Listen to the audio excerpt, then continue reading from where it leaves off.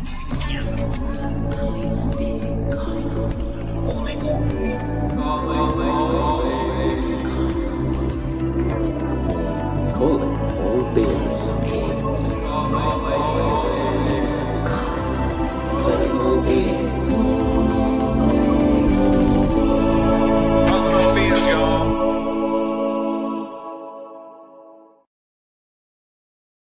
I get a man? Welcome back to Calling All Beings. This is going to be the music episode where your favorite Karen Reed, Sandra Birchmore, and now Enrique Delgado Garcia content creators get together to talk about their Cop's daughter. What's up, homegirl? Get together to talk about our favorite music and try to, we can't fuel ourselves on outrage and anger, which pushes us through the week with each stupid, ridiculous, inane, dishonest, and disgusting thing that the Norfolk DA and all of their orbit, the Mass State Police, the Canton Police, and folks that have been fired or let go from law enforcement agencies in and around that area around Canton. That fuels us through our week, but today is a day of healing. So I want any of you to also tell us your favorite bands, your favorite music, and your favorite concert memories. And if one of you wants to join us on air, please DM me. I'll have my Twitter up, and I'll send you the StreamYard link to join us. Hello, everybody in the chat. I don't think Jules is going to be here tonight, so I will try to hang out with you. I see tons of people here, but and we'll incorporate you as we go. So we'll get to hear what your favorite bands are. So with that, let's start bringing on the homies because we got some of my favorites peoples here. People ain't going to take no kind of crap about injustice because they're going to break it down for you. And when you think they're sleeping, in fact, when you're sleeping, they're still researching. So with that, let's bring on my homegirl who I've had lots of opportunities to talk to.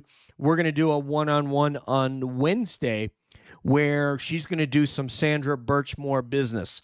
This lady just went to a standout and got to bro handshake her homegirl, Mizzy and the Hizzy, just yesterday. Party people, put your hands together for Suzanne Cleveland. Happy Sunday, everybody. You're ready to rock. Hey, can I get it? Amen. For Suzanne Cleveland. All right, that's awesome. Yeah, let me get my applause track up. Here we go. Suzanne, the concert is. All right. We just mentioned her name. So let's get her partner in crime here, the leader of Sandra Birchmore Nation. She is a mixed girl in a very mixed up world, let me tell you. And I can't wait to hear what her grooves and what her jams are. So let's bring her on. She is, like I said, she is Justice for Sandra Birchmore on Facebook, and she is mixed girl in a mixed up world. Put your hands together for Mizzy and the Hizzy, like Thin Lizzy, a group she ain't never heard of. No, I've heard of Thin Lizzy. I worked in a record store for 9 years. Oh, so all right, DJ, so recognize. You're gonna recognize that. All right, yeah. I love these two women because they got more sass than any dozen of us, okay? And that's what one of the things I love about these two ladies. My co-host for the evening used to book bands in the greater Boston area and Massachusetts area. He named off a whole bunch of local bands. And because he wants to show that not only is he supporting Karen Reed, not only is he supporting John O'Keefe, Sandra Birchmore, and now Enrique Delgado, and he's about to lay the hammer down on P. Diddy, but he is one to make sure he's still representing for all these bands that he was promoting and trying to book and help them get a start. He's the host of The Young Jerks, who you have seen all over YouTube. He's an amazing content creator, former educator, former high school head wrestling coach, and former standout wrestler in the state of Massachusetts. Put your hands together for Mike Crawford. Thank you. Wow. Thank you. Since we had talked about music, there's been so many other bands I thought of. Oh man, y'all gonna get it tonight. Mike is gonna get into it. But Mike, you also have to give us bands that we have heard of. Is that fair? Yes, I like Okay. both. You know, All right, we're gonna get both. I So, got Mike, my big one. The big one I did think of the other night. Prince. Prince is amazing. Oh my God, Let's Go amazing. Crazy is probably one of my Yes. favorite songs of all time. Amazing. Yeah. What? Yeah. You know what's interesting is I found out that me and Mike like some of the same groups a lot, but we have a different favorite song. But Prince is just, I didn't You realize. like Lay It Down? I like Lay It Down. Lay It Down was good, but Round and Round was like that. I'd say Lay It Down's number 2 for Rat. Which is big. I mean, Rat was huge. So well, but I was trying Wait, to. do you I was guys- trying do you to. guys- Do you mind if I weigh in with my favorite Prince song? Oh, Yeah. please, ma'am, go right ahead. We're getting right into it. I mean, Love Me Some, Let's Go Crazy, but mine is an unexpected throwaway. Prince, Okay. if there is a throwaway, Dance Music, Sex, Romance. That's my How favorite does that Prince go? song.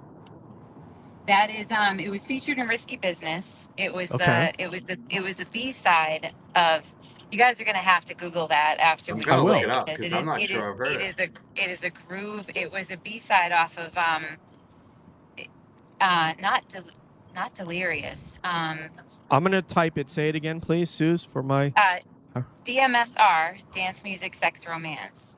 It was, I think it was cut from 1999. But it was featured in Risky Business. I actually, speaking of, since we're gonna Beret. groove on Prince for a second, the Prince song to the first Batman movie that had Kim Basinger and Michael Keaton, he had a groove in there that I loved, man. That the Bat song or something. I can't remember the name of it, but it's a great song. He's brilliant. Anyway, Mike. So Mike, where do you want to go first, man? This is my co-host tonight, Mike Crawford. What do you want to start off with, sir? Well, I think you said one thing was like maybe why we're doing this, you know? Just because. Please go ahead. Good Like, song. I feel like it's topical to do it right now today because I feel it today. Like it's just like we've all been going so hard for so long. It's either to sleep today or talk about something else, and something maybe uplifting. Yeah. You know, so Absolutely. Yeah, it's just music is this thing that crosses all those boundaries, whether it be politics or your sort of your view of society and social constructs. This seems to bridge the gap. You know, people of different sides of Congress love the same groups in some cases and admire the same groups, and it's something we can all come together on. So this is something we stumbled on during the show where I interviewed Mike, and we did a good 15 minutes at least on that. So someone put Raspberry Beret, I think, in there. But yeah, so I thought it was a good idea, and thank you for coming back to co-host this. But yeah, the reason is we just can't continue to run this car on one emotion, because if that happens, we're going to get really stressed out. We're going to get some sort of, tertiary PTSD from the victims and their families just by continuing to think about it 24 hours a day. And it's difficult not to. It really is, especially with each passing transgression that is now they go and hire some attorney, to prosecute Karen Reed, some famous attorney, Hank, help me out with his last name. Hank Brennan, yeah, who's Whitey Bulger's defense attorney. And so with each thing, you're just like, okay, you're still not. But anyway, we don't want to go there. So let's go into music. Mike, take it away, brother. What are we talking about first? Maybe like favorite concerts. I know you had mentioned that earlier. That would be a great one. Yeah. I mean, for me, seeing like Pearl Jam a bunch of times, I love that. That's number one. But like some of my best events that I booked were the Boston Freedom Rallies. I always love those concerts, especially some of the acts, and being so close to them. But other events when I was younger, like the BCN River Raves, people might remember those. Those were amazing. Yep. One thing I would say when I was a kid, the Monsters of Rock, the Van Halen, Yes. Metallica, before Metallica Yes. was huge. That was very memorable. Were there some other ones I had on the list? I don't even know. I have to look at my. And Diamond Dave was just on with Joe Rogan. Yeah, I think those are the big ones for me. I don't know what other people think, but I mean, going to shows was such a part of my life. Like, especially like club shows. I've probably been to like 300 club shows versus maybe, I don't know, 20 or 30 arena shows. You know what I mean? So for me, that's it's still like good, man. 20 all or 30 the is bands still I good. saw back in the day in the clubs. You know, a lot of times you see the big acts too before they get big in the clubs. So Absolutely. I'm not going to do mine first. I'm going to go to Mizzy in the Hizzy. Mizzy, what is your jam? Do you have a concert memory that sticks out? Well, it's also my favorite artist, but we can talk about his music later. But Sure. Stevie Wonder. Wow. Yeah, I paid a lot of money to sit front row to see him, and it was amazing. It was kind of my 40th birthday present to myself, and he did the whole album, Song in the Key of Life, and it was kind of funny because everybody else was Stevie Wonder concert. You better get up and groove, and it actually worked out for me because at the end, I think it might have been one singer dancers, and he walked him over to in front of me, and so like he could stand right in front of me, and India Ari was there, so she was singing with him. It was so amazing. Like, you know, it's unexplainable how amazing it was just to sit front row of one of his concerts. That was like the dream to do, and I got to do that. To put in context for people that aren't aware, somebody can check me on this. Stevie Wonder was signed to, he's much like Steve Winwood, was signed to a professional music contract at the age of about 15 or 16 years old. Steve Winwood was with Traffic like right around then. Say again? 15? Yeah. I think it might have been like 13. It may have even been younger. I just didn't want to. I didn't want to go under. It's kind of like Price is Right rules here. But if you if you were to look up and see some of those videos, YouTube videos of Stevie Wonder, he is a generational talent.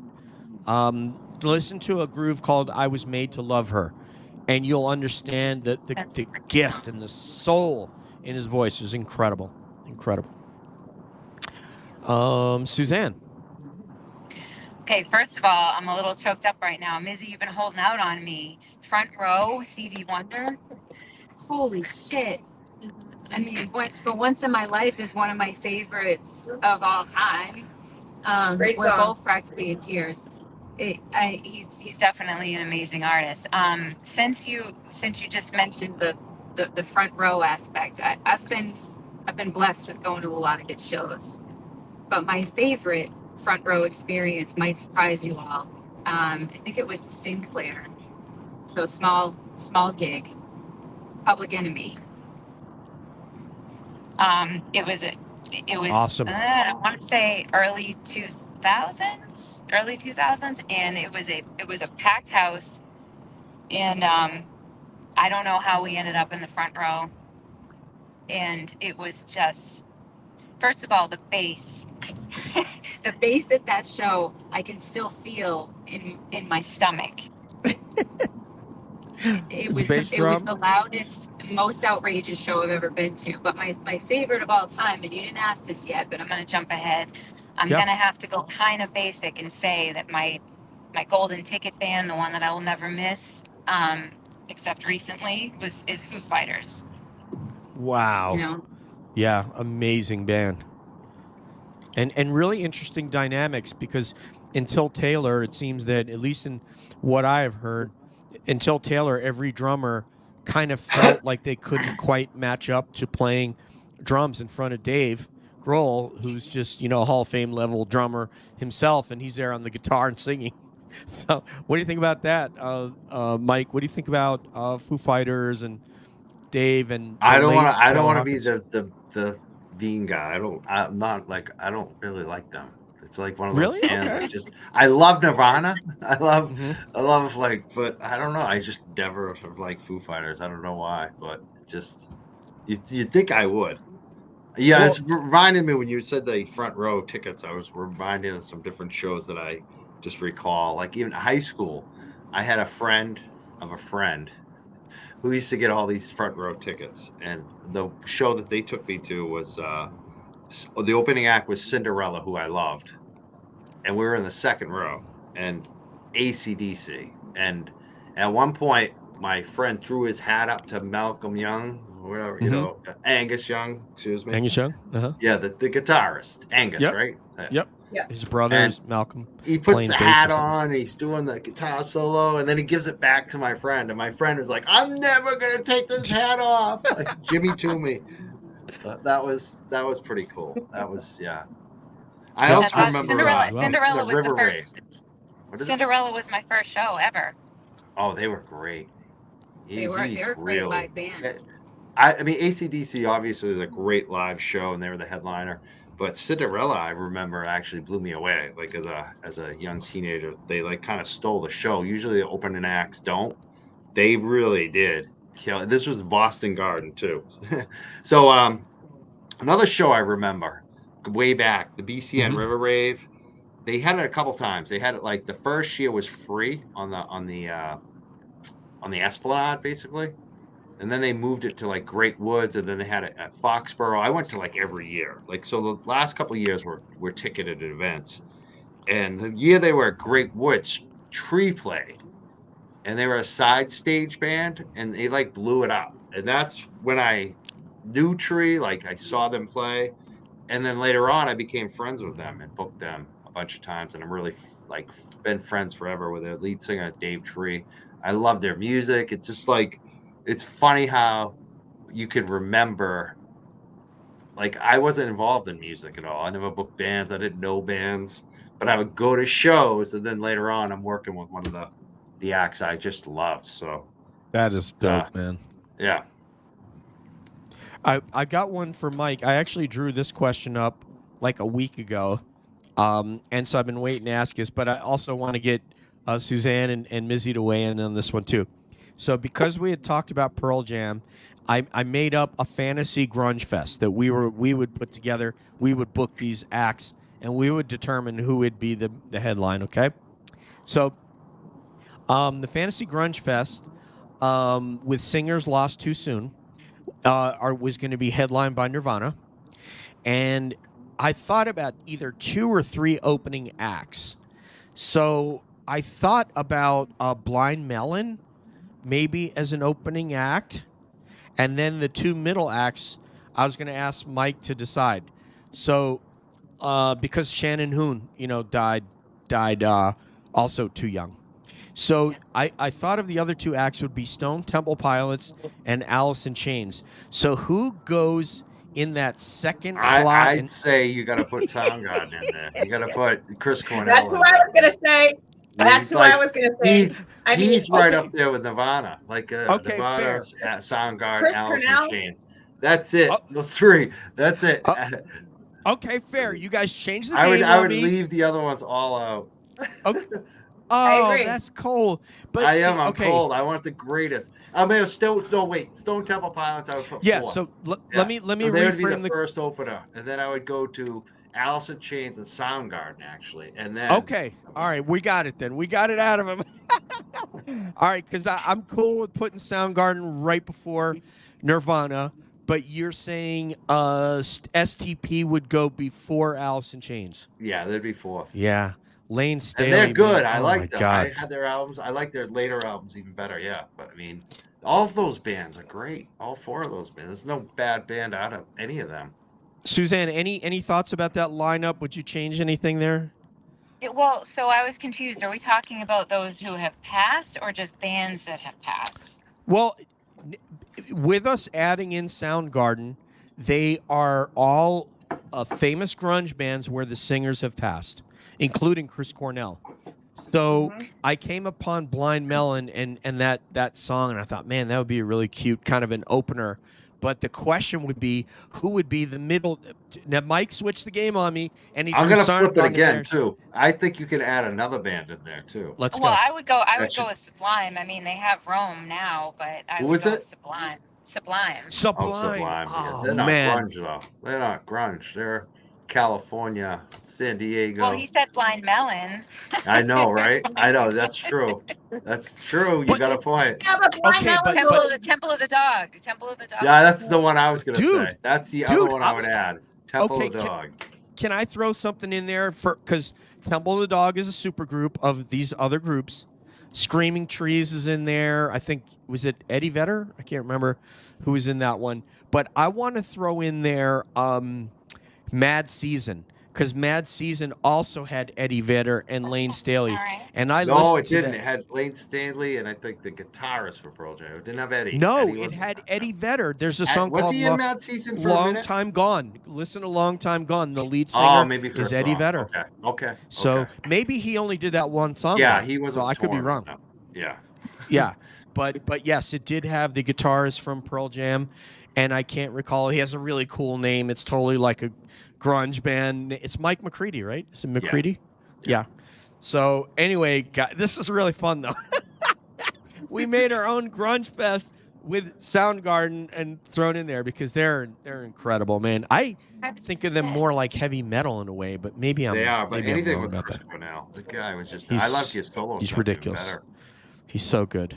Sucks. I got to see him with his other band, and that man's voice is like amazing. Like, What was that other band? Was it not Mudhoney, right? What was the other band? I It's cannot not think of it. Soundgarden It's, either. No, it was the me guys re- from Rage Against the Umbrella? Machine. Yeah. with Tom Yeah, Morello. it was I'll- basically all Rage Audio Slave. without Audio Yeah. Slave. Audio yeah. Slave. Audio yeah, yeah. Slave, yes. Audio- And, Yes, and I yes. almost forgot Velvet Revolver needs to be in that equation, but you know, I don't. That's not. You know, that was a very short-lived supergroup. Look at Suzanne coming up with some MVP. Eddie Vedder grew up surfing in San Diego. Yes. I thought he was from Washington. Okay. Oh, he's from totally San s- Diego. That's where his stepdad lived. He's actually Oh. from like Chicago, Illinois area, and then Mhm. they moved to San Diego. Yeah, and then he moved to Seattle and like Hawaii, I think. What do you guys think of that band, Linkin Park, man? What a unique band that was. Poor Chester. We lost Chester Bennington, Chester I think is Bennington. his name. Yeah. What do you guys think of that band? I Come on, got Mizzy. I got to see them, and like he was like. See, one of my favorite bands. People might not like them. It's 30 Seconds to Mars. It has Jared Leto as their lead singer. I got to see both of those bands. I hate them. I hate 30 Seconds of Mars. You don't have to like them, but I know, but I know. I got to see Audio Slave and Linkin Yeah, like- Park because I would have went to see. I always wanted to see Linkin Park because I think he had both of them. I think both of them had some of the best vocal. When you want to talk rock vocalists, those Yeah. two were out there. You know, just straight up pipes. You know, not talking about their music in general, just straight up rock vocals. And I'm happy to say I at least got to see both of those men before they passed. And you know, I- Mizzy, I just wanted to add in one thing real quick. There are videos on YouTube of Chris Cornell jumping in to sing with Linkin Park. You probably saw Yep. that at the show, so I'm telling you something you probably already knew. Sorry, go ahead, Mike. It's funny. I didn't really like Linkin Park at first for a long time, and just because like I think I was so caught up in those I didn't like the next round of bands after the grunge, and I think they're great. I think they're awesome. I don't like what they're doing now. The new lead singer, who's like a Scientologist, who was part of the Masterson stuff, like support group. I think they made a major mistake by bringing in this new vocalist. It's really, I don't know. My phone. And the family's not happy about it. Chester's family's not happy about it. So I love them. I love Chester. I thought they were great. I thought they were Yeah. like a great band. It's wicked Well, sad. I think one of the things that when I ask people about their Mount Rushmore, I kind of ask that question in the context of, don't just tell me who's your favorite band. Like, so let's say my favorite band was the Butthole Surfers. I can't put them on a Mount Rushmore rock because they didn't influence enough bands and didn't necessarily invent something that had never been done. When you get to that level, that's when you're talking about the Beatles and the Stones. You know, the Beatles completely changed, and then look, Led Zeppelin. There's like a 1969 video of them in a studio in Denmark playing for a bunch of kids sitting on the floor, and you're like, oh my God, rock just changed. Like, these guys just changed everything. So It kind of saved rock for another 10 years. Like they're the like I look at Linkin Park as like the last rock band in a weird way. Like the last big rock band. Well, think of it this way: how many bands can we name that had? Now, someone's probably going to say the Beastie Boys, but how many bands can we name where they had a DJ up there spinning records, scratching, and then they had almost like a heavy metal component to it? I mean, how many other bands are there like that? There was a few from that era, what's Fred Durst's group, Korn. Yeah, maybe they were using samples instead of a DJ. Oh, Limp Bizkit. Yeah. Very similar. And there Rage was Against some the Machine, even Korn. Yeah, Limp Good Bizkit, point. all those. You know, That that's whole what nu genre? metal basically was. Yeah. Yeah, it was that metal rap. Even Kid Rock started kind of in that genre, but I think Linkin Park was the standout from all those groups. Yeah, they were the best out of them all. The best singer, best performer, best songs, best everything. They sold the most. You guys have made a really, really good point that I really didn't think about. Fred Durst and by the way, everybody in the chat, I want to thank you. We're going to go through these at the end and kind of get, because what I'm going to want to do is get our guest takes on your favorite bands, your favorite concerts, and all that stuff.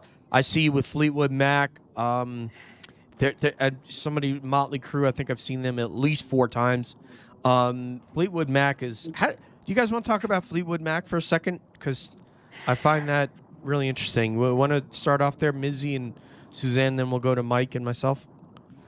Yeah, I was never a huge Fleetwood Mac, but they are so talented. I mean, and then they had like the drama within the band, so that created like people wanted to see that.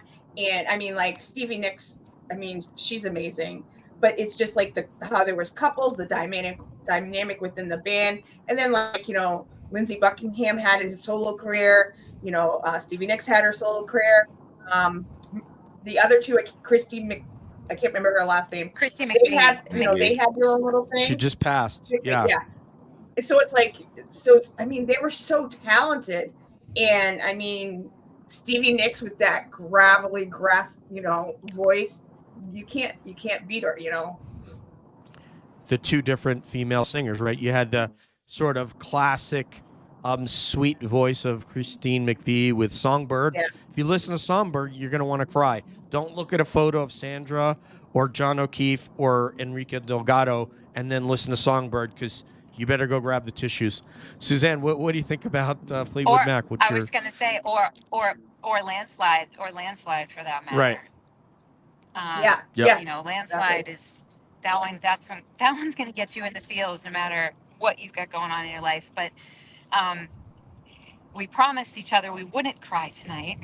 Right. So I'm going to say, as far as Fleetwood, we didn't promise anything, but Fleetwood Mac, I would say, has some of the best breakup songs of all time because of the in-house drama that they had. Go Your Own Way. I mean, they've got some solid breakup songs, man. Yeah. Oh, I forgot. Yeah, Go Your Own Way. I didn't think of that one, Mike. I love that song. I love that song. I didn't realize it was a breakup song. It's a great song. Growing up, I didn't like Fleetwood Mac because it was like my parents played it all the time, just blaring, and I'd just be like, because you want to hear what you want to hear as a teenager. It's not Fleetwood Mac, and so, but over time, I liked them a lot, especially their two singer, you know, they were so good together. So yeah, I like them. For me, Definitely great act. I'm sorry. Yeah, without question. I mean, they were a band before they ever got Stevie Nicks, the boyfriend and girlfriend that were Stevie Nicks and Lindsay, because they were already dating before they joined the band. They had different singers there. But my mother, who's been gone, I lost my mother in like '94. I mean, it was like, shoot, 9 years after high school. So she loved the Carpenters. She loved Fleetwood Mac. So obviously, when you lose somebody that young, then I started to gravitate towards these bands in honor of her. And they really are a very. We won't see. I don't think we're going to see another. And somebody can correct me, because just like you guys corrected me earlier on bands I didn't think were like Linkin Park, and then you guys pointed out like two or three of them. I don't think we're going to see another Fleetwood Mac that's like that. And Why are you trying to yeah, break our that's hearts tonight? Why are you gonna break our hearts tonight? We need a new hero. We need a new heroic rock act out there. The only contender that I know of, and y'all can tell me if I can, go screw with this theory, but Kings of Leon are pretty strong contenders. Oh, I'm gonna write that down too. If Kings of Leon is back on tour, if they can keep it together and not go full Oasis, again, they might actually be able to carry us into the, being a true rock band. But it's just because I want one so bad right now. I was going to say, Mike, on the other, my rock friend. So if you guys, I think this woman's name is Amy, 20th Century Gal, and she posts a lot of really good interrogative questions to ask you. She's a rock and roll fanatic, and she asks all these questions about classic rock and what you think about this and that. But someone said something about Oasis or the Beatles as a better band. I'm like, Mike, is this person kidding, or did they just smoke the best weed that I've ever? No, you know what's interesting? Someone asked that. I swear to God, someone asked that. When you say like the next great band or this or that, it's funny because I feel like we will never have great big bands again like we used to have. Really? It's over. It's not going to happen. Like even like when I was booking bands, it was like the late 90s, early 2000s into like 2010 maybe. And it's not the same. Even that was like the last gasp. It really was. And it was already over. Honestly, like I was like, it's so funny. Like, because now with the internet, like before in Boston, there'd be 2,000 bands.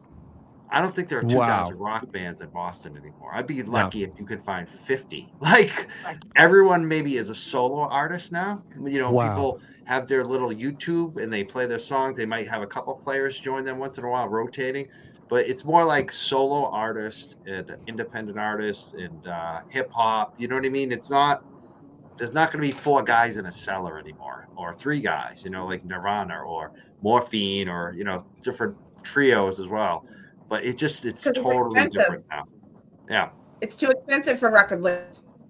It's easier to do like a solo artist with a backing track, or a rapper, or, a singer-songwriter with just a guitar. There's no one big signing you. So it's like us with a YouTube show. It's like it's easier to do a YouTube show and make money than it is to try to get on ABC and have your own show. Do you know what I mean? So people will do the YouTube show. That's what people do in music too. I will be right back. I don't hear me. Sure. Go ahead, Lo. It's a different I'll be thing. right back. The industry has changed so much. There'll never be like another Nirvana, Pearl Jam. That's why I think Linkin Park was like one of the last huge big rock bands, and like nationwide, worldwide. You won't see that again. It's a weird thing. Mike, I was still recovering from the hair metal movement coming down, and I was really struggling with that when I first came home from school to put on MTV, and I wasn't ready for Smells Like Teen Spirit. I still wanted to see, Cinderella and Warrant coming on, and you know, the Motley Crue. And when that shit hit, I wasn't ready. Granted, I made room for both, and I love them both. But I I was grieved. Like, what happened to my hair metal bands? How did you take them down so abruptly? And I think one of the people in here, John wants to know, what about Greta Van Fleet, Mike? I don't know enough. Yes. See, that's another example. Like, I don't know enough about her. She's a huge artist. I don't like, right? I don't know Well, anything about her. it's a Like, band. They were accused of trying to sound like Led Zeppelin. I think they were Okay. just, you know, you. I I know mean, the you sound name, like but you it's like sound. I don't. there's so many like new acts, and you'll hear the name, but do 100 million people know who they are? That's a good point. Like That's a that good used point. to be the case all the time. You'd have like Oh, one band every week that would like sell 10 million albums. That doesn't happen anymore. well, let's approach it this way. So let's ask two questions. The question I'm gonna. Oh, first of all, before we do that, I want to say a shout out to Nurse Kim. So Nurse Kim contacted me a couple hours before the show. She had to go and look out for her dad tonight. And so I want to pass on for all of us here one love to Nurse Kim and her dad, and hoping that he's doing okay tonight. So she was basically taken off to go and take care of her dad as the caregiver. So we love you, Nurse Kim, and we will rebook you for your one-on-one that was preempted. Mike, we ended up doing that episode with Sean, and we had on Coach Chris Luttrell from Jackson's MMA to talk about how those injuries were not consistent with a boxing match. Yeah. And in fact, the UFC, in the history of the UFC, we haven't seen injuries like Enrique had in the history. And the history of Pride Fighting Championship. In the history of Bellator, we haven't seen injuries like what Enrique Delgado had. So we know that they're absolutely lying. So anyway, I just want to tell you about that because I know you and Coach Luttrell would have, you know, with his wrestling and yours, you guys would have really hit it off. He was amazing high school wrestler. I think he won a championship at New Mexico in his day. Anyway, getting back to music. So my two questions for you guys are, what is the last great rock group then you've heard? And then I'd like to hear you after that. We're going to go to name off groups that you think that we'll never see again. So let's start with Mike here. Mike, what's the last great rock group that you've heard of since you were booking bands? I don't know. Is there anybody? You know, I'm not sure. I would have to think about that. Like last great, what does that even mean? Is that like huge, like a Linkin Park? I mean, you know, Just I'm band not that sure what you mean. a band that had hey, somebody became a, oh no, I think this must be a Mike member because I don't think we have memberships enabled, but if we do, thank you. So anyway, I gotta figure out how to enable memberships. I was having trouble with that. I might have to get a tutorial from Mike on how to do that. But anyway, Mizzy, no, actually we're on Mike with this one. A band that you think has a mass appeal. Who's the last band that you think had mass appeal that's come out? I mean, I would say somebody like my friend that I mentioned, Tree.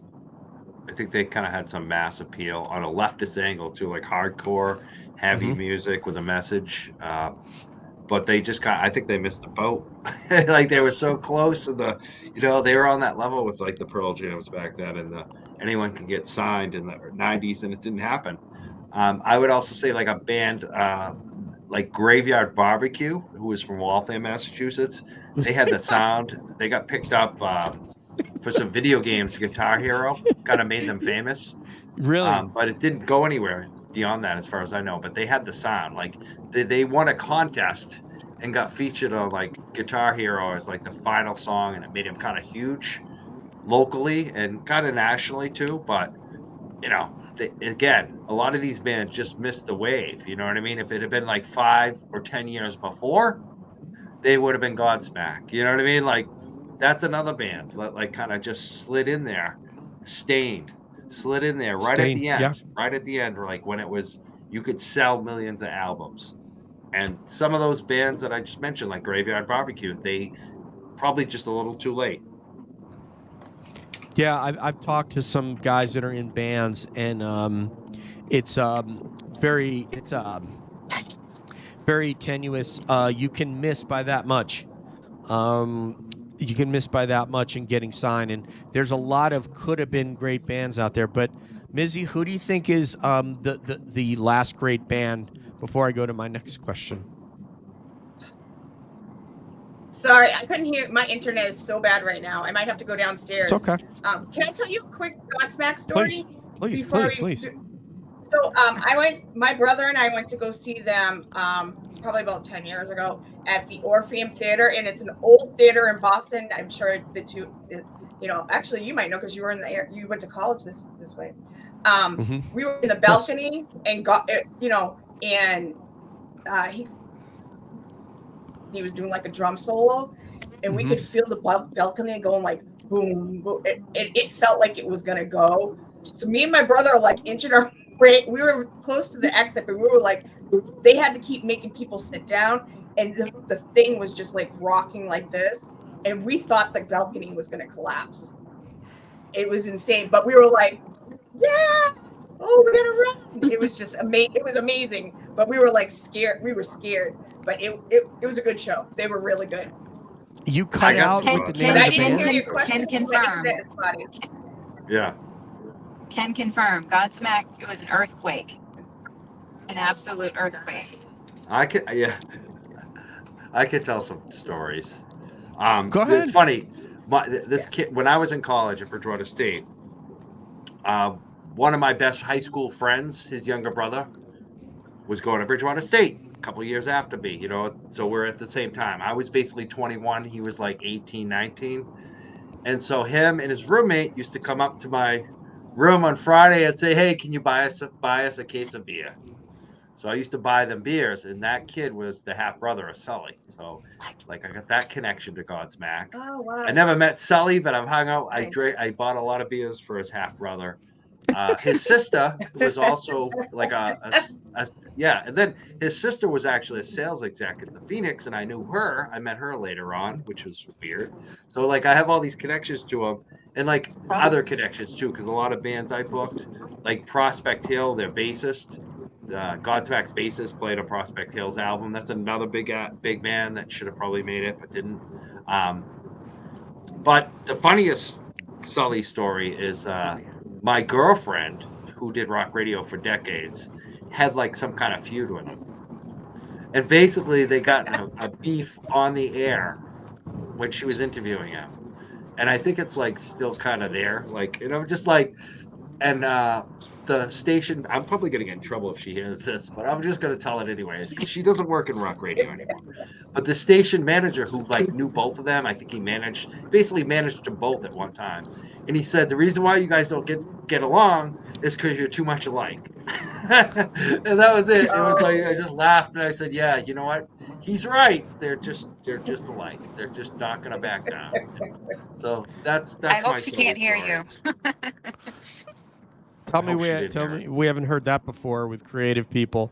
They're too much alike. I'm thinking Stuart Copeland and Sting. One of the, maybe in my opinion, this is another question that that girl Amy asked, 20th Century Gal, and I'll make sure I share her profile if you guys want to, because she asked like really cool questions about rock and then gets great answers. But I think the Police are maybe the greatest three-piece band of all time.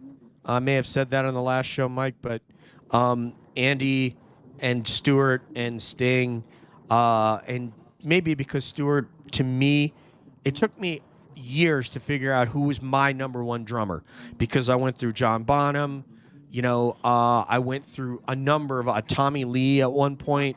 I went through a number of different drummers.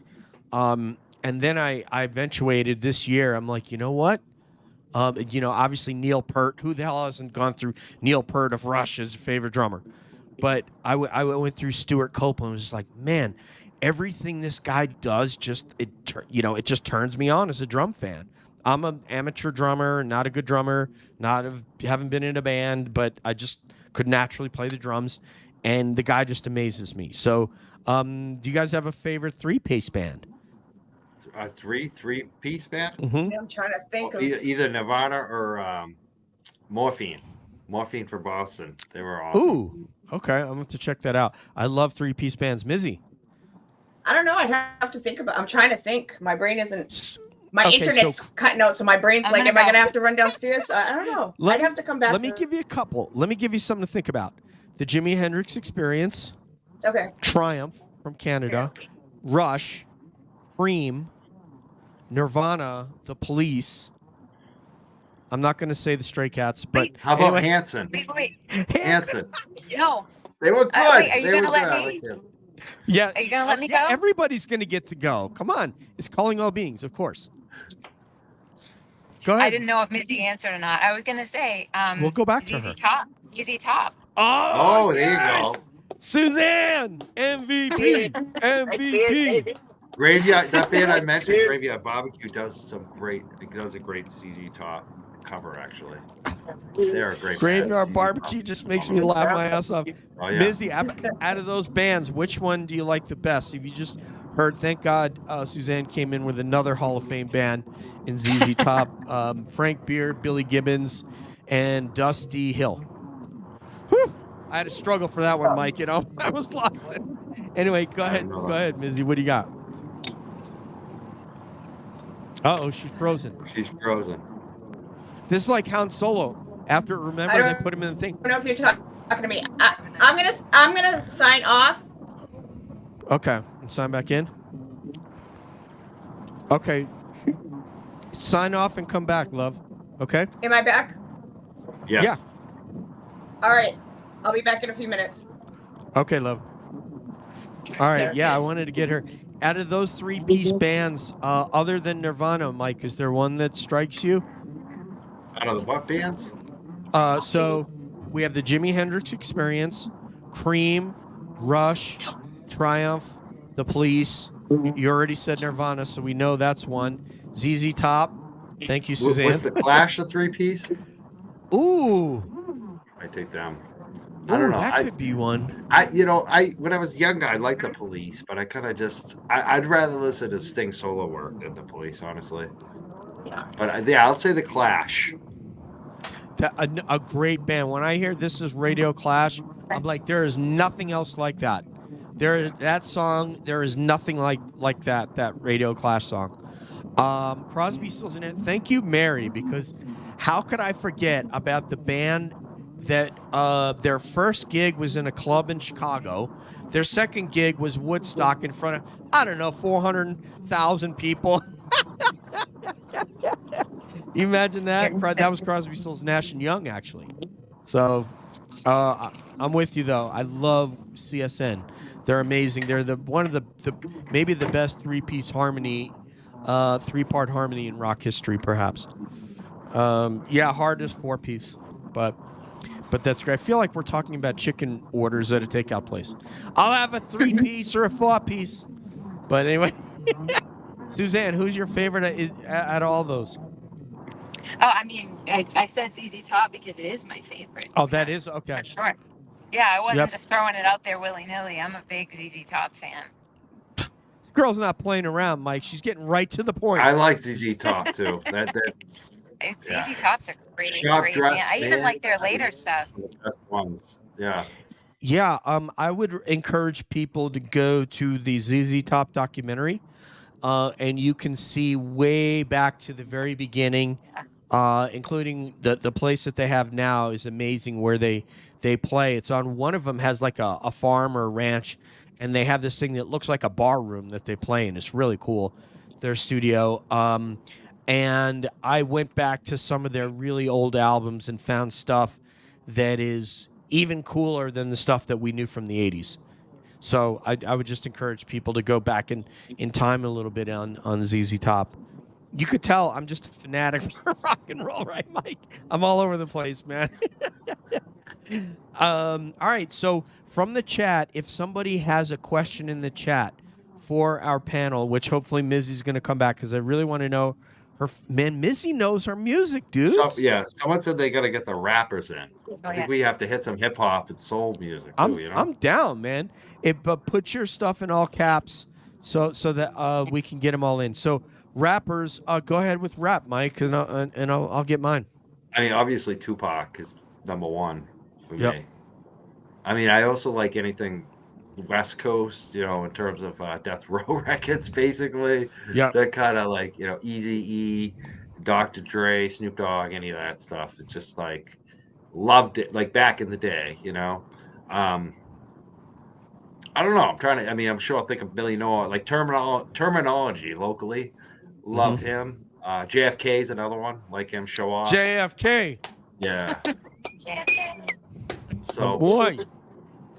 He was so dope. He was supposed to be here tonight. I don't know if brother got something going on, but yeah. but that's all good. Who was it? Yeah, the glare. The glare was gonna be here, but the glare's at a show. So so I don't know if we're gonna see him, but I also love Dr. Dre and Snoop and all them. There was when I was in the Air Force, I was doing sports and stuff. I actually played football 1 year in the Air Force too, and one of my teammates was a pararescueman, which is kind of one of 3 special forces guys that are part of the Air Force. And this dude got me into Dr. Dre and Snoop, and when I heard that Chronic album, I was just blown away. I just loved it, and I played the hell out of the Chronic, and then Snoop Dogg's his solo material, and then from there, I guess one I really like now is Nas. I couldn't remember his name. He's from Queens, but I really like Nas, and I liked Biggie Smalls. Obviously Run DMC. I mean, who Yeah, doesn't Run love DMC, huge. Yep. They were the best. They were so good back in the day. Beastie Boys too. They've gotten better too. They're really good. That's what I'm talking about, Sherry D.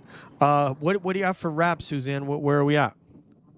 Okay, well, it's kind of an easy one for me, but it's also difficult because I love so many. Top of the list, I gotta go with Ice Cube.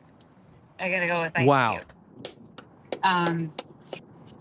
But also, I mean, one of my favorite albums of all time is definitely Straight Outta Compton. It's just in terms of an album. But I like Mike. I was definitely down with West Coast and East Coast. Love it all, and even the what's the mid range? All the Hicks stuff, starting out with the Detroit Kid Rock. Oh, Eminem. Eminem is great. Eminem, amazing. and also, I mean, I catch a lot of shit for being a huge Kid Rock fan these days, but he's a hell of an artist. Yeah. Yeah, I turned he's the a hell of a station live off. performer. I can't listen to that guy anymore. He's boycotting beer over. Ugh, I'm sorry. I don't love the politics, but he's a hell of a live performer. Shit. Yeah, no doubt. I mean, he was one of these guys that broke in. You know, white guys breaking into rap, which is a cool thing. And yeah, unfortunately, sometimes the politics gets gets thrown into it. Unfortunately, but if we're the talking band, strictly music, absolutely. I mean, he's definitely he's a hell of a I performer. mean, for me, with Kid Rock, I only ever heard like one song that I could be like, it's okay. Like that was that one, you know, the main song. I forget what you call it. What it's bad. Bow with the Ba or Cowboy? Yeah, but even after a while, Thank listen you, to Sarah. that, you're just kind of like, it gets old. That's all I'll say. Like, unlike Eminem, if you like, I could still listen to Eminem like every song. He's especially amazing. In the beginning, and be like, I like to hear it on the radio. I won't change the station. There's certain acts you just, I don't know, it gets old. That's what I feel like amazing. with Kid Rock. Thank you, Sarah. Be creative for the blessing. We appreciate that. 199, homegirl. I want to say a band that I love that gets confused with being political, but they're really not, is U2. U2 is really just about kind of, they just want justice for everybody. They're about freedom, justice. They really feel for people who have less than them. They come from Ireland, go figure. But what a wonderful group of 4 human beings that have been together since the 70s. There is no big band that can match U2's longevity. They met in middle school. Well, I mean, yeah. the equivalence of Hi, Mizzy. Welcome back, love. Hi. Welcome back downstairs, love. Can was you? We gotta ask Mizzy her favorite hip hop artist. Yeah. So give us your favorite 3-piece band, if in fact you have one, and if you don't, then your favorite hip hop act, please. I think out of the groups that you listed, I think out of those groups, I think the Police was the best, but my favorite was probably Tupac. Was who? Tupac. Oh wow, awesome, Tupac. Yeah. So like you notice, like someone says just watched a doc about Boston. The guy went to MIT. Tom Scholes. That's correct. Tom Scholes. Just to let you know, Swifty Sue. Tom Scholes on that initial Boston album played every instrument. There is one song on that album that he went to L.A. and cut one song with the band. The rest of the songs on that original Boston album, drums, keyboards, guitar, bass, Tom Scholes played every instrument. Just want you to know that. Mike, do I get extra credit for That's that? amazing. No, If I no think extra about credit. Brad's album, if I Too think ra- about That's Brad's you. album, If you I'm were gonna on a cry. radio station, you might get a point. I'm kidding. And then I'm one of those guys. I can't see you. You listen to rock radio like I do, and they give you like the facts of the day. I'm just like, shut up. Just tell me what the name of the artist is in the song. That's all I care about. Anything else you say, that's so funny. Don't want to hear. I'm I so don't want to hear. cynical. Mike's like blah la la la la la. Yeah. I don't want to hear what they did in 1972. Come on. Yeah, I love rock history. I mean, go figure. I was a history major, and so rock history is just a natural crossover, if you will. So, all right. If anybody has any last things in the questions, otherwise I'm going to do a go around because I don't want to keep everybody too long tonight. But I wanted to. Post Malone has country hits now. I know there's a couple of bands that have gone and done country. I mean, obviously, Darius Rucker of Hootie and the Blowfish also has been successful with country, and he feels it. And this is for Suzanne right here. Give me that necklace, clock, Flavor Flav. Yeah. To my Chuck D. You're a Flavor Flav to my Chuck D. That's what we talked about the other day. That's what's up, man. We need to have You're my hype Suzanne man. needs to get one of those big clocks around her neck for the standout. That would be so dope. And rap anyone but Diddy. Yeah. I know. Anybody but Diddy, yeah. He's not a rapper anyway. He was never a rapper. Yeah, he's a he hype might have man. thought he was, but he never was. What's his name was? The Biggie Smalls was super talented. What was his real name? Chris Wallace. Chris Wallace. Thank you. Yep. Curious B.I.G. Great artist. Great artist. All right, let's final thoughts around the table. Yeah. Let's start with Suzanne. Final thoughts on. Band you want to name anything? Because you and I are going to get together on Wednesday. We're going to get back into it. So we didn't. I don't know if the Mount Rushmore thing is the same as the Desert Island band concept, but I'm gonna throw my hat in the ring and say the band that I would have to take with me if it was the one I'd have to listen to for the rest of my life, and that would be Van Halen. Woo! I've seen him. Yeah. Wow, me too. 1984. I've got good with David Lee Roth. Yes. Let me give you a good Van Halen story real quick. So these were the 2 years of high school where the 2 years freshman and senior I was at my New York high school. The in between years, my mom moved to Florida. So for 10th and 11th grade, I was in Coral Springs, Florida. So I had a car like at 15. By the time the clock hit 16, I was driving. And a friend from the high school next to ours, there was 2 high schools in Coral Springs. I became friends with the whole family, and the younger sister said, we want to go to Van Halen. She was an 8th grader. So naturally, obviously it's 16. That's not terribly weird. They're probably like 13, 14. I think they're 14 or something. So her and her friend wanted to go. So I said, okay. So we all got tickets. I literally had to do an interview with the family, and they said, we trust Dave, which is my nickname. We're going to cut you loose with Dave and go to Van Halen. So we go to Van Halen 1984. It was, when they open up with Unchained, your ears are about to explode. I've never heard a concert that loud. And that kind of reminded me, like I told you, Mike, of Lay It Down. That opening riff to Unchained reminds me of Lay It Down from Rat. And so the concert was great. And then the girls somehow find out the hotel where Van Halen is staying. I don't know how they found that out. So naturally, we drove to the hotel. So we drive to the hotel, we go to the bar, and they had security in the bar so that you couldn't get close to Dave and Eddie and company. But we literally saw them in the bar. And that was a thrill in itself. But then we're like, okay, we're not going to get near them, so we're going to leave. So we go to Pizza Hut. Inside Pizza Hut, now we're talking Hollywood, Florida now, which was quite rural. It was west of Fort Lauderdale. The Hollywood Sportatorium was, and it was out in kind of Redneckville area west of Fort Lauderdale. So we go to Pizza Hut, and there are two other groups in the pizza restaurant at this point. A group of country redneck guys from the area and a group of Cuban guys that had gone to see Van Halen. And they start to jaw at each other at the salad bar. So next thing you know, I'm here with these two 8th graders.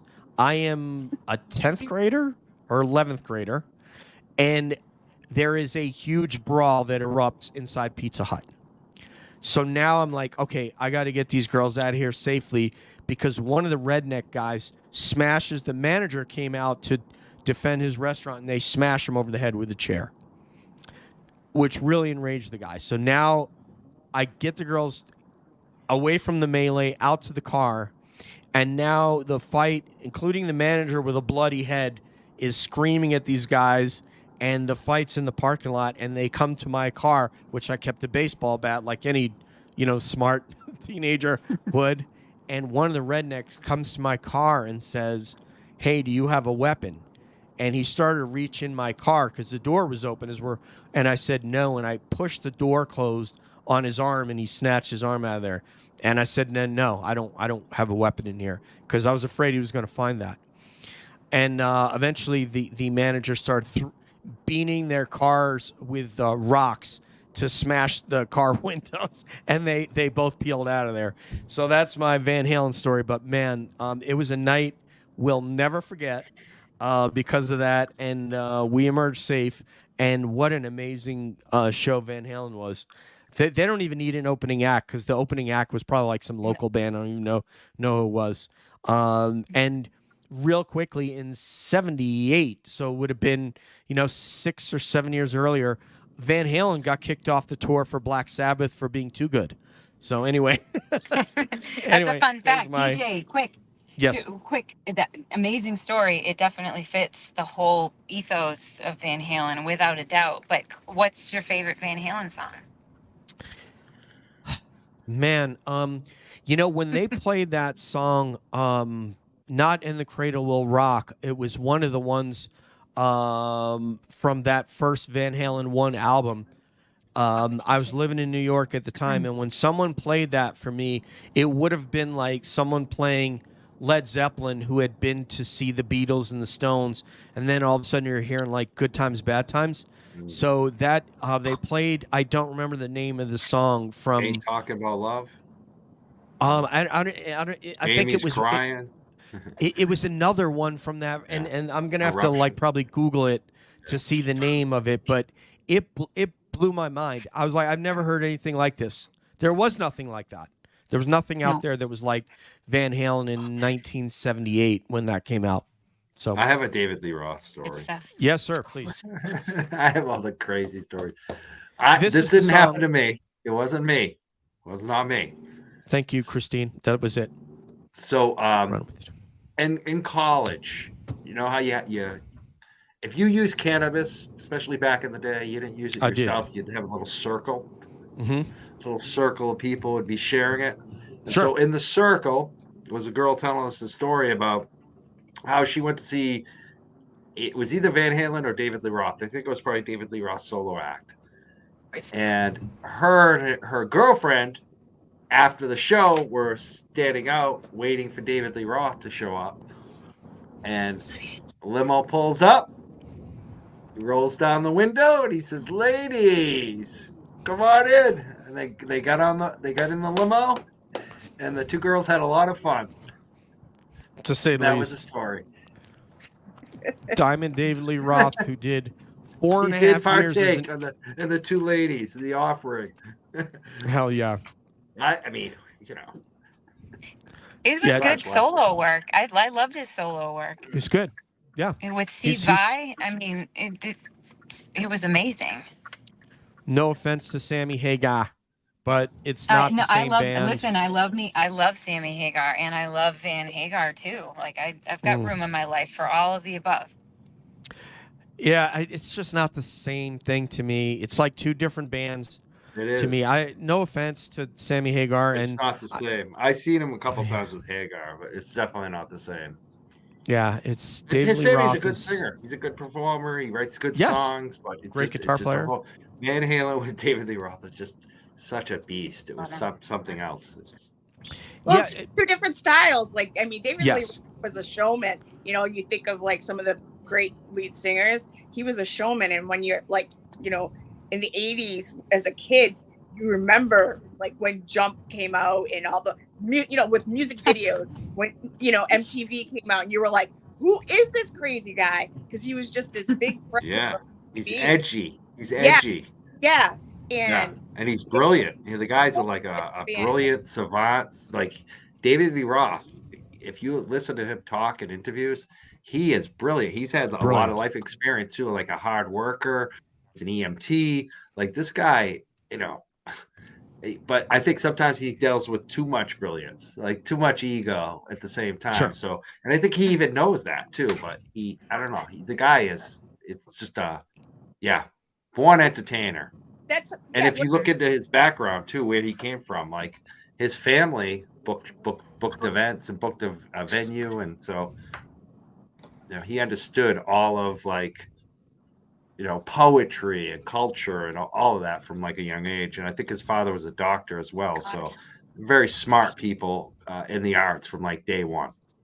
Yeah, you look at him as like just a lead singer performer. Like it was just two totally different styles. He was a showman, and I look at Hagar as more of a but a lead singer. Like there's two different styles, and of course, Mike. Can I make an analogy? Even the way they act too. Like Dave is a loner, where Sammy's a bro. Everybody likes Sammy. Nobody likes Dave. Do you know what I mean? Like that's just their style. It's just totally different. Let me make an analogy for a second. Let's say that we're going to make a tomato sauce, and we're going to all the ingredients we're going to go pick in a garden to make that sauce. Whether it's the tomatoes, the garlic, whether it's the onion or the basil, right? Maybe even a little cane sugar. But the difference is we're going to do it from different gardens. One garden's going to be in Italy. One garden's going to be in NoCal. One garden's going to be like in North Carolina. And what's going to happen is they may make 3 great sauces, but they're going to be a different sauce as a result of like tomatoes that are grown in the shadow of Mount Vesuvius, are going to taste different than tomatoes that grow in North Carolina, etc. So not saying that, one is the best or better than the other, but it can be different.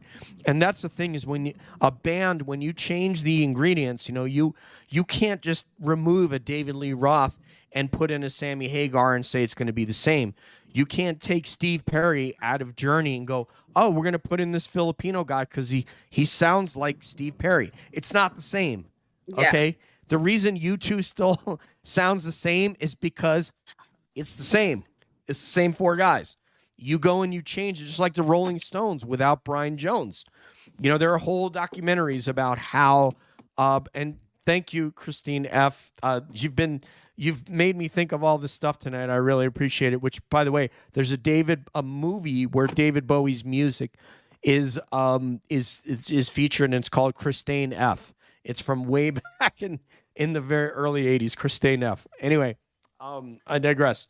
So that's the thing is when you change, and that's why Led Zeppelin said we're done. When John Bonham died, they go, we're done. We may do some different things, but they were never going to tour again as Led Zeppelin after John Bonham passed. Yeah. Sorry to leave you guys hanging there. It's kind of I didn't mean to drop the mic. No, I get sad. I get sad about John Bonham still. He's one of the best drummers of all time.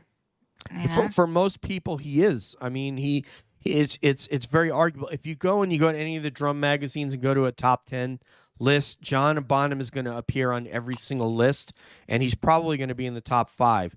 And I only went away from that recently because I'm evaluating that. It's like, do I have to say John Bonham because he does everything so perfectly, or because no one would argue with me and everybody can kind of sign off on, okay, DJ has a good favorite drummer. And Christine is talking about Phil Collins, which, yeah, he's a great drummer in his own right. He's a great drummer. But when I heard Stuart Copeland, I shouldn't say when I've heard of him many years ago, but I just kind of looked at it and go, okay, this is the guy. This is the guy for me because everything he does to me is cool. So anyway, people here are talking about who have you met? Oh boy. Okay, so Mike, go ahead for people that you've met, guys. Me? Have you met any famous rockers? Yeah. Trying to think. Okay, let's go.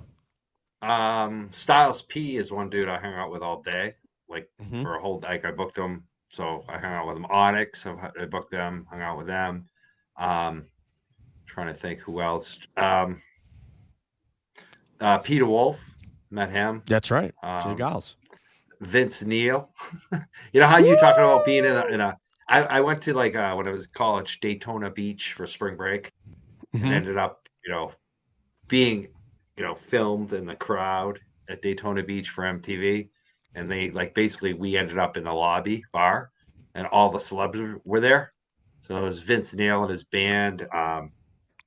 What's his name? Robbie Crane. He was really cool. He was like the bassist. He was the guy who basically let us stay and fed us, gave us a bunch of cheeseburgers that day. I think he's been in Rat and a bunch of bands. He was cool. All the celebs were there that day, like Ed Lover, from Yo MTV Raps. Yes, hell yeah. Yeah, Ricky Rackman was there. He's cool. I like him. From Poison. Yeah, no, Yep. the DJ, the host of Headbangers Ball. Oh, that guy. Yeah, the guy. Right, the Headbangers Ball. Yeah. And Gilbert Gottfried. So all those people. I'm trying to think though. Over the years, I've met a lot of the people from the band Morphine. They were pretty big in Boston. I don't know if people know them now, but try to think. I'm sure more will come to my brain. Just random people I met, but. Well, it says Suzanne and Mizzy. Have you guys met any famous rockers? Oh, Aaron from Stain. That's another one I met. Yeah. Go ahead. Sorry. Just thinking of. I've met a lot of people, but I can't even, my brain is not functioning right now just because of the weekend. I mean, I mentioned before, I used to follow 30 Seconds to Mars a lot. I hung out with them a bunch of times. I've hung out with a lot of their opening acts, On Trees and after shows and stuff like that. Jumpsuit Apparatus and all other people. I'm trying to think of bigger people that I've met though. I do have a funny New Edition story though. Please. So when Mizzy tells it, I'm going off camera for a sec because I'm moving. Okay, love. I'm listening. Okay. I am a singer-songwriter. I don't sing anymore really since my health got bad. But back when I was in high school, when I was trying to, I was going to the Boston Music Awards and stuff every year and trying to meet people. And there used to be a Boston Music Conference that I used to go to. I performed there twice, I think. But so I went to the Boston Music Awards one year and New Edition performed that year. And me and my friends were like, oh, let's go see if we can meet them outside by the stage door. So we went and we lined up with everybody and I was in the front and they're all small guys, tiny, and they came out and they had bodyguards with them. And the guy next to me was just being overzealous and their bodyguard swung on him. And wow. Hit me. He punched me in the face and I was and I think I kicked him in the shin or something. I was and then I was yeah. I was whoa, I could take a punch. Because he full on swung on this guy. And the rest they just Billy even saw them because their bodyguards were so big. But I was oh, now I'm always yeah, I got punched by I didn't meet them, but I got punched in the face by their bodyguard. It was. Oh my goodness. I wish the latter would have happened, but you know what? That kind of toughness is going to help you in the road ahead to catching Billy Farwell and Meathead Jackass Divine, Robert Divine. Yeah. So yeah, I got a you know couple- what's I Go got ahead, a sir. thought of a couple more. Yes, sir. You know Mudvayne? You ever hear of Mudvayne? I've heard of the band, yeah. Yeah. But I don't know them, but yeah. We had a showdown with them one night where they were playing a WAF radio event at Songus Arena in Lowell, Massachusetts. I was there. And yeah, we were going to it. We had free tickets because my girlfriend worked at the station that was sponsoring it. So we get in there and no one tells us where to go. Like we're just like, so we're Mike, walking check down to the the hallway. gods. We were in a limo and traffic and all that stuff getting there. So we're trying to find a bathroom. And no one's telling us where to go. We can't figure it out. So we go through this locker room and we're in the bathroom, a group of us, like guys and girls, like maybe 7 or 8 of us. And we hear there's a door like right by at the end of the bathroom. And we hear people yelling at each other. And all of a sudden this dude comes out and he's the lead singer for Mudvayne, who we had no idea. And he's screaming at us, "Get out of our bathroom. How dare you?" Entitled That Rock was and how I Rollers. met I love it. Mudvayne. I love it. We yeah. got to welcome to the stage JFK. What's going Oh, on? JFK's people? here. Oh my God! Hey. How we feeling? How we feeling? Good, brother. We got about 12 minutes left. We extended it out because we started getting some good stories, and we were kind of going over what famous musicians have people met. And by the way, you came up when we did favorite rappers, so I want favorite rappers. You came up. I want you to know that. Thank you. I appreciate that. What's up, Mikey? How we feeling, Mikey? I picked you. I'm the one who said JFK, one of my favorite rappers. Oh yeah. I always make sure I get all the locals in, you know? Yeah, big shout out to Mikey, man. If it wasn't for Mikey, I wouldn't be in this space, like as far as people knowing me in this Karen Reed space. So I give all the props to Mikey. I put the work in, but Mikey, gave me the alley-oop and put me over. So I always appreciate Mikey for that. I love it, man. The alley-oop. I'm thinking of like Sherman Douglas and Syracuse. Anyway, Derek Coleman. Yeah. Never mind. I want to ask JFK about Mark because we were talking about like musicians and celebrities you met. I know you met a lot, including like Mark Wahlberg, right? Yeah, I did a song with Marky back in '98 when he was still Marky Mark. Wow. We actually it's funny, they wouldn't I have the song, but I only have me and my brother's verses. They wouldn't release his verse because he was still on Interscope back then. And I didn't understand that back then. I got real mad at him back then for that. I was like, "What are you doing? I want the song, rah, rah, rah." But he's like, "You don't understand." And it's funny because back then when he was on Interscope, there was only 3 people on Interscope. And what's his name? Rico Suave, the dude who sang Rico Suave, that cat, and Tupac. There was only 3 people on Interscope, so it was Marky Mark, Geraldo, whatever his name was, Geraldo, Rico Suave, dude, and Tupac. So there was only 3 people on Interscope back in them days. That's crazy, right? Yeah. Gerardo, right? Yeah, Geraldo. Gerardo? Yeah, so I knew Maki for a long time. I actually, we was on The Perfect Storm. He was doing the movie, and how that song came about. It was called Fortified, and we was on the set, and I was up there with my my first cousin's Jay Giannone. He's an actor out of Boston. He's been in The Departed, Gone Baby Gone. He's been in all types of things. He just did a movie called It Snows All the Time about dementia. That he produced. He's a rare, he's been in all types of stuff, this guy. So back then, my grandmother, we're first cousins. My uncle's his father. And he grew up with on my grandfather's side. My grandfather was named Blondie. He was the only Italian cat in South Boston during that Whitey Bulger shit. So I grew up on my grandmother's side. So we really didn't know each other, but my grandmother used to always tell me, "You got a cousin that's friend with Mark Wahlberg. You need to get a hold of him." So I'm like, all right, whatever. So I went up to The Perfect Storm. And now I had met Mark back in like 92, 93 at a talent show. We shook hands, but it wasn't like, really kicking it. Well, you know how it goes, Mikey. It was just at a show or You something. meet people, yeah. Yeah, I just met him, but I didn't have no in-depth conversation with him. And he was, he was out of here at that time. And so long story longer, I went up to the Perfect Storm and I name dropped my cousin Jay Janoni. And Donkey came out. This was in Gloucester, Mass. So Donkey comes walking out of this back of this parking lot, and we look like Donkey. Now, Donkey, if anybody that don't know, Donkey is basically Turtle in the show Entourage. Mhm. That's his character. So Oh yeah. so Donkey was Turtle. So that's the real Entourage. So I'm telling you the real Entourage story. So anyway, he comes out and he's like, "Hey man, you guys look like us. Like, what are you doing here?" I was like, "I want to talk to Mark. Is there any way I could talk to him? My cousin's friend with you guys." He's like, "Who's your cousin?" I was like, "Jay Janoni." So he's like, my best friend. So now we go in the back. We had weed on us. So Mark's like, "You got weed? Can you get weed?" I'm like, "Yeah, I got some weed." So we go back there. We're smoking weed with George Clooney, Alan Payne, playing basketball back there with these dudes. So now we're getting down to business, man. And I'm like, "Listen, bro, we want to do a song. We want to do a song. You just did this movie, The Corruptor, and that whole soundtrack was all hip hop." I'm like, and back then I knew about placement. So I was like, "Listen, we just want to play some music and get some money." And so he was like, "All right." And he was like, "My best friend is your cousin too." He's like, "If your cousin is Jay Janoni, your other cousin's Ralph Zammit." And I'm like, "I don't know Ralph. That's my second cousin. He's a Dorchester kid."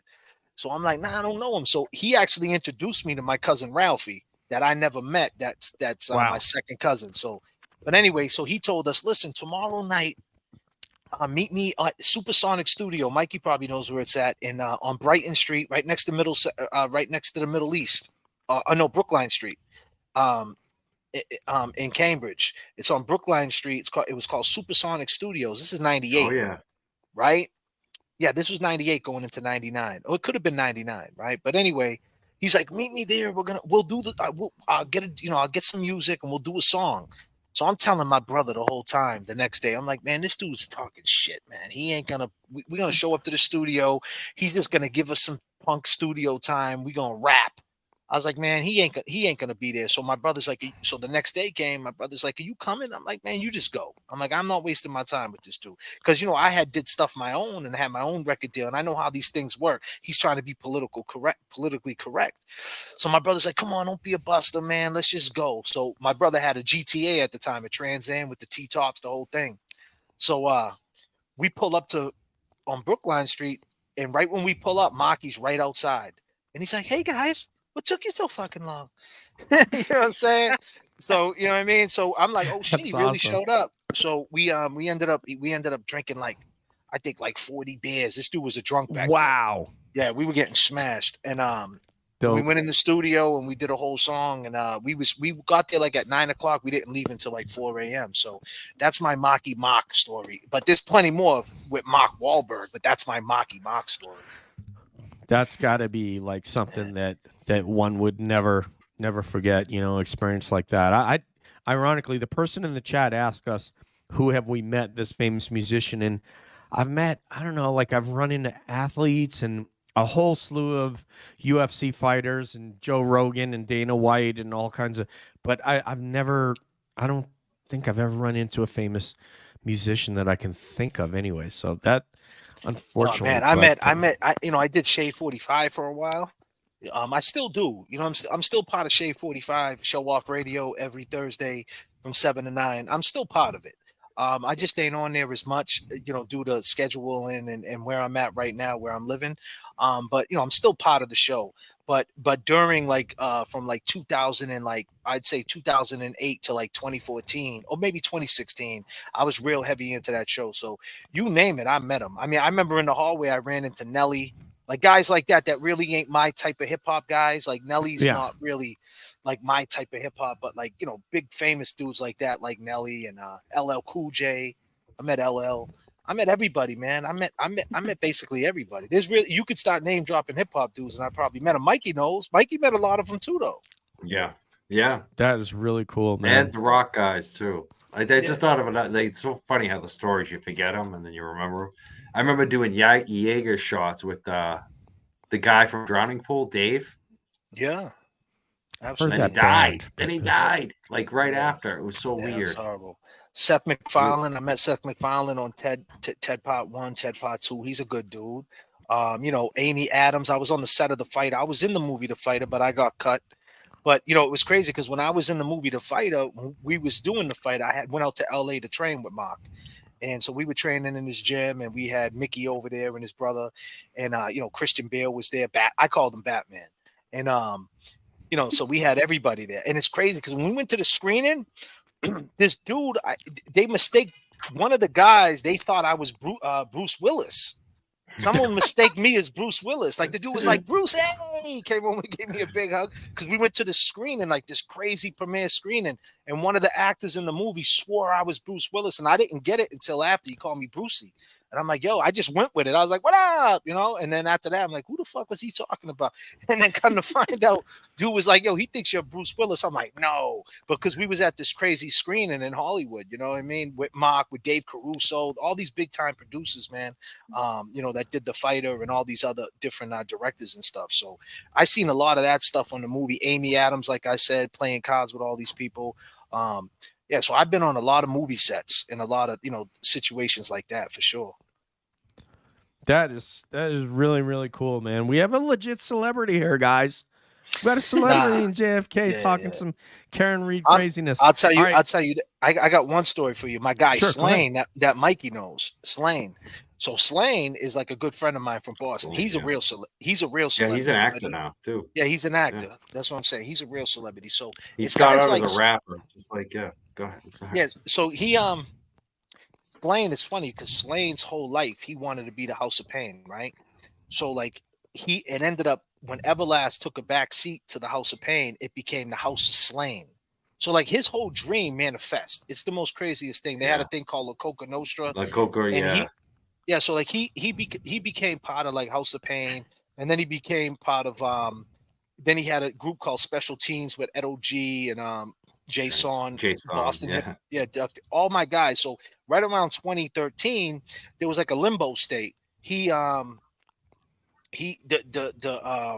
town was out in 2010. What am I saying? 2010.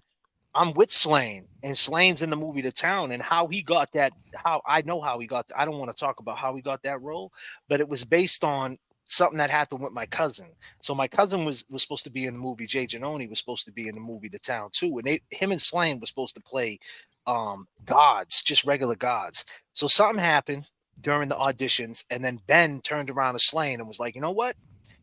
I'm gonna make you part of the whole movie. Yeah. And he made him part of the whole movie as Slane's the dude who's driving the ambulance in the town. Right. And it's like, I'll just give him your first name, the blonde headed kid. But Slane's about to be in the movie Joker that's coming out in October. Yeah, he plays a god.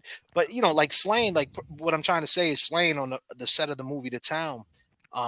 We were in New York with Slane, and the movie came out, and we're just doing hip hop stuff in the basement. That's how like people don't understand about like this industry thing.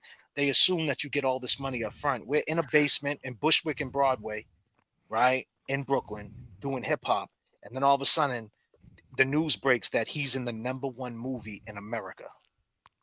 And I shared that moment with him. Like, hey man, how does it feel to be? Hey dope, buddy, that's how does it wild. feel? How do you feel to be in the #1 movie in America? And he's just like, man, I feel good, I guess. Yeah, right. You know what I mean?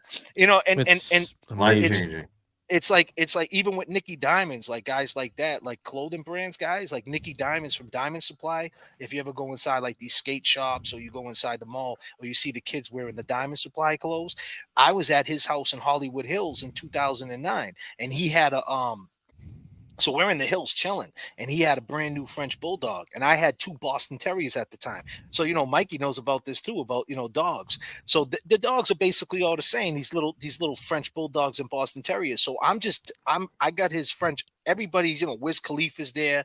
We're watching the Super Bowl there. So everybody's like everybody's trying to be industry. Now Mikey will tell you, I ain't that dude, man. I go over here. When 2 people try to put that industry thing going, I'm like, yeah, I'll be over here, man. I'll be outside talking to the guy who's making hot dogs. I'm good with all that. Yeah. So I'm at his house though. This is a huge house in the hills in Hollywood. and there's a little French bulldog, Mikey. And so I'm going like this to him, giving him the snap, and I got this dog sitting. So Nikki comes over and is like, "How do you got this dog sitting?"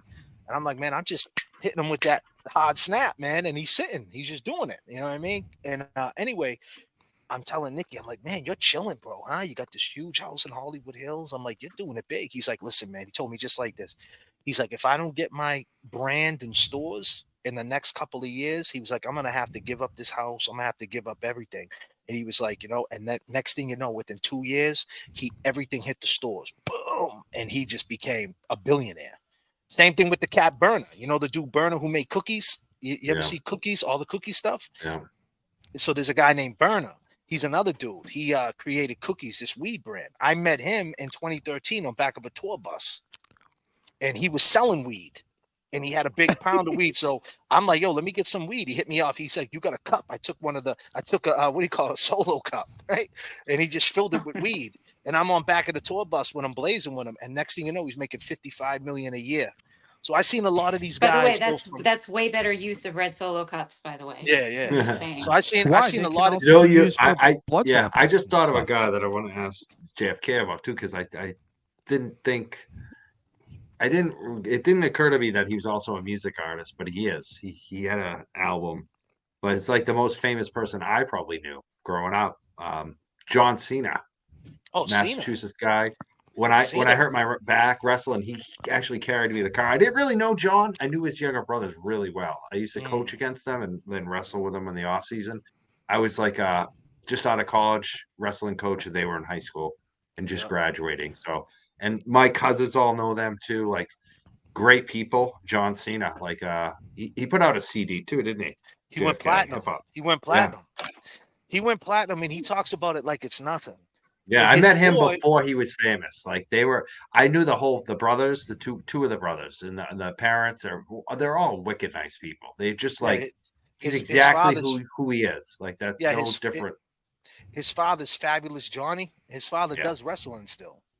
But John with John Cena, he's another one. Like you got look at John Cena's from Massachusetts. He's from West Newbury, kind of the area where I'm from. Lynn. He lives out. I'm not going to say where you're at, but and he's out there in the North Shore too, in that area. So, but the point is, who else? Sasha Banks. Sasha Banks lived in Cambridge, another big wrestler.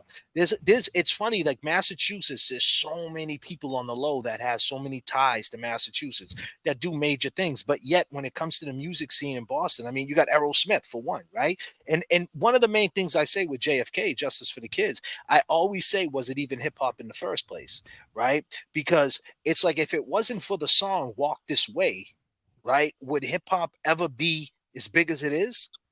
You know what I mean? And that was a rock song. You know what I mean? And that was, and they were from Boston. So it's like, people always want to exclude Boston and say, well, hip hop, Boston don't really have a hip hop scene like that. Which, the people that are in the know, like guys like Mikey knows there's a scene. But there's so many people in the mainstream will say, when they think Boston, they think Marky Mark and New Kids on the Block. They don't think about the other artists. So, but when you put it in that New perspective, Edition, even. I mean, that's New Edition. Yeah. New Edition is out of here. I was just doing karaoke with my daughter today, doing New Edition.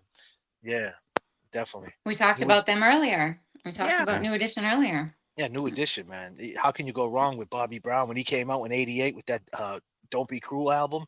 Jesus, that was huge. I was listening to that. I mean, everybody was. Yeah. And that's what it's funny, and I'll just put a button on it, but I'll say this with the Cameron Reed stuff. If anybody's watching, I basically say, Maddie McCabe is Maddie M on the backup. That's Maddie Mac. And then you got Big Bad Brian A was hanging tough, singing "Please Don't Go to Cole" up in the room. You know what I mean? Because he was with Donnie on Boston's Finest. So, and he's a Dorchester cop. So, Boston's Finest, these guys think they're the Wahlbergs. You know what I mean? They think they're from They're not. They're not. The Wahlbergs are actually cool. Yeah. They are. I mean, that's a fact. So what I'd like to do I'd like to hear everybody's Mount Rushmore of music. And so I'm going to couch it, and then Mike said his, but I want to couch it. Hopefully you're going to use bands that people have heard of, big influential bands, the most four. So just think, when you think of Mount Rushmore, you're thinking of Washington, Jefferson, Roosevelt, and Lincoln. So just think about who that could be in music for you. Who do you think is that kind of influential? You know what I mean? Like I said, I could say I could put the Butthole Surfers. I could put a bunch of bands that really everyone would go, oh, okay. But I mean, bands that really made a huge difference in your life, and it doesn't necessarily have to be rock. So then we'll. Oh, by the way, y'all out there, if you would give us a like and a subscribe, we would super duper appreciate it. There is a whole bunch of you watching right now, more than I thought would be interested in this episode, but apparently you are. And after that, I'll cut these guys loose and I'll go over your favorite bands.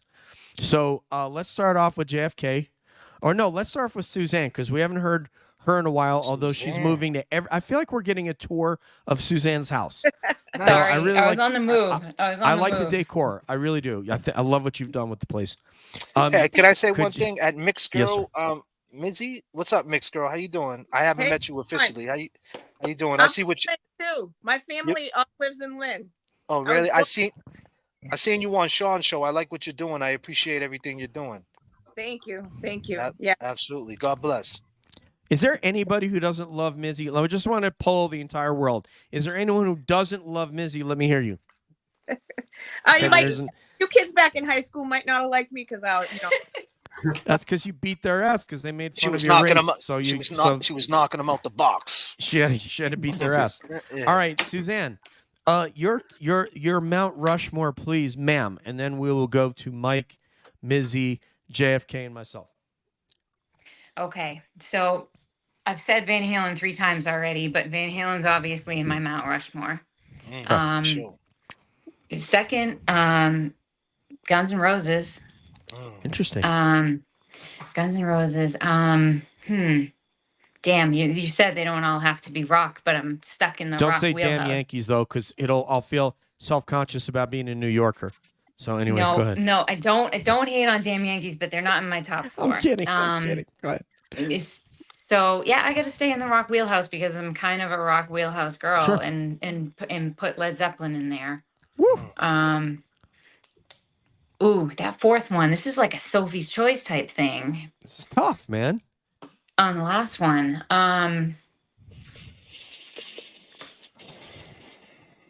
damn, that's hard. You put me on the spot. Sure. Who did I say earlier? So you had Van Halen, you had Led Zeppelin, you had, what was the third one? Can't remember the third one. I said Guns N' Roses. Guns N' Roses. So you have one more.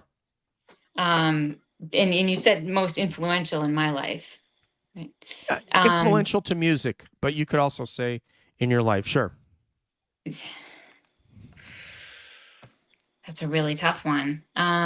We can come back to you. We can go to Crawford. AC/DC? No, they're not. They're not in my fourth. Yeah. Prince is my Amazing. For sure. At least in mine. Sure. They said he played like 13 different instruments, and when he did that Rock and Roll Hall of Fame thing, I met sounded Prince. You did? I met Prince. Yeah, I can tell you that story too, man. Man, I met him at a Grammy party. So I was at a Grammy party, right? With the Roots was having this Grammy party, and I did a song with Strong Arm Steady. That's a West Coast group, and I was with Exhibit. I was hanging out with Exhibit in LA, and Exhibit invited us back. So we're downstairs in this party, and it was a Hennessy Black party. So they were giving the Hennessy Black away for free for like a certain amount of time, and then they were, selling it. So me and Static Selector, my partner, right? I took 2 bottles, right? And I put it in my jacket. So I go downstairs and the party starts going downstairs. And next thing you know, Jimmy Fallon walks in with Neo, Julia Dreyfus, whatever her name is. Drew Barrymore was with him. Julia so I'm Louis, like, yeah. So they're looking for something to drink, And I'm like, hey, I got the Hennessy. So I start pouring up with Neo and I start drinking with Drew Barrymore. I'm like, this is crazy. So now we start walking around this backstage area. Me and Static open up a door. Boom, it's Prince. Dude. It's Prince. No bullshit. I swear to God. It's Prince. Yeah. And Prince was just sitting back there. They were smoking. Dave Chappelle was back there with him. And me and Static was like, yo. And then we ended up in the book. So they made this Grammy book right? In LA, it was 2010. They made this book, and somehow or another, me and Static end up in a picture surrounded by all these celebs, man. It's mad fun. Too Short was there. I'm like, yo, what up, Short? He's like, bitch. It's oh man. I can't make this Too shit up. Short. I cannot make this shit up, man. We need another That- show just for JFK Yeah. to tell his For real. story. Wild. Yeah, So we do. I got some wild stories. We'll definitely do another one of these because it was so much fun. Unfortunately, you missed 3/4 of the show, but we extended it because you have great stories. And meeting Prince is like the equivalent is like meeting Tom Brady. Yeah. You know, that's like the level of as an athlete. That would be like meeting like Magic Johnson or Larry Bird or Tom Brady. I mean, that kind of a dude. So, Mike, who's on your Mount Rushmore? And we'll come back to. Oh no, Suzanne got it with Prince. So, who's on your Mount Rushmore, sir? I'm trying to come up with my 2 list. I'll give you my national list. I'll go with Nirvana #1, Pearl Jam. So and then I'm gonna say Tupac definitely. Wow. Okay. And I'm gonna say there's a tie for that 4th spot between Prince and Tracy Chapman. Wow. And so locals, I'll go with the Mighty Mighty Bosstones. Nice. Which I just love them. I always have. Dickie actually called our house one day. My girlfriend knew him growing up, basically. And he called our house one day back in the day when you'd have the voicemail recorder. So I heard his voice and I didn't pick up because it was for her. That is wild. The call was for her. And I heard his voice call. And I kind of met him one time too at one of his shows. He basically, at one of the shows that we went to for him, Great Woods, people were throwing mud at L7, the opening act. And so he came out into the audience and basically like told people to stop ripping up the mud because it was going to cost him too much money. Stop ripping up the sod, and people did. And then he sat down in front of us. So he basically like sat down, watched the opening act like right in front of us. So I like him. But I would say Bosstones. I'm gonna say Jay Giles band. These are my favorite Boston bands. Morphine and Tree. I'm going with all the rock bands on that one. There's so many. I could go into hip hop too. Like I said, Terminology is one of my top hip hop by far. Definitely local. He's not, he's from Massachusetts as well. So there's so many I could go with the local acts. But I'm just picking like you said, big acts.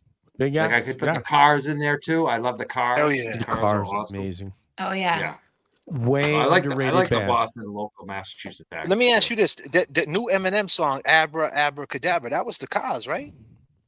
No, it's Steve Miller Band. Oh, Steve Miller Band did that. Yes. Yeah. Yes. I used to see them back in the day too. It's so funny. Everyone would go to Steve Miller. Oh yeah, the Great Woods. Yeah, remember that? Great Woods. Yeah. Eminem took that. His new song. He took that Abra. That's a good groove. That's a groove. That's a groove right there. Yeah. He went #1 too.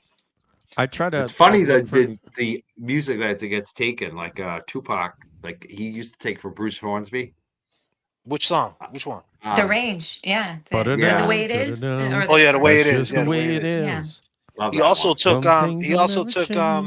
He took Stevie Wonder on the Tupacalypse too. On Part-Time Mother. He's a part-time lover. He did Part-Time Mother. Yes.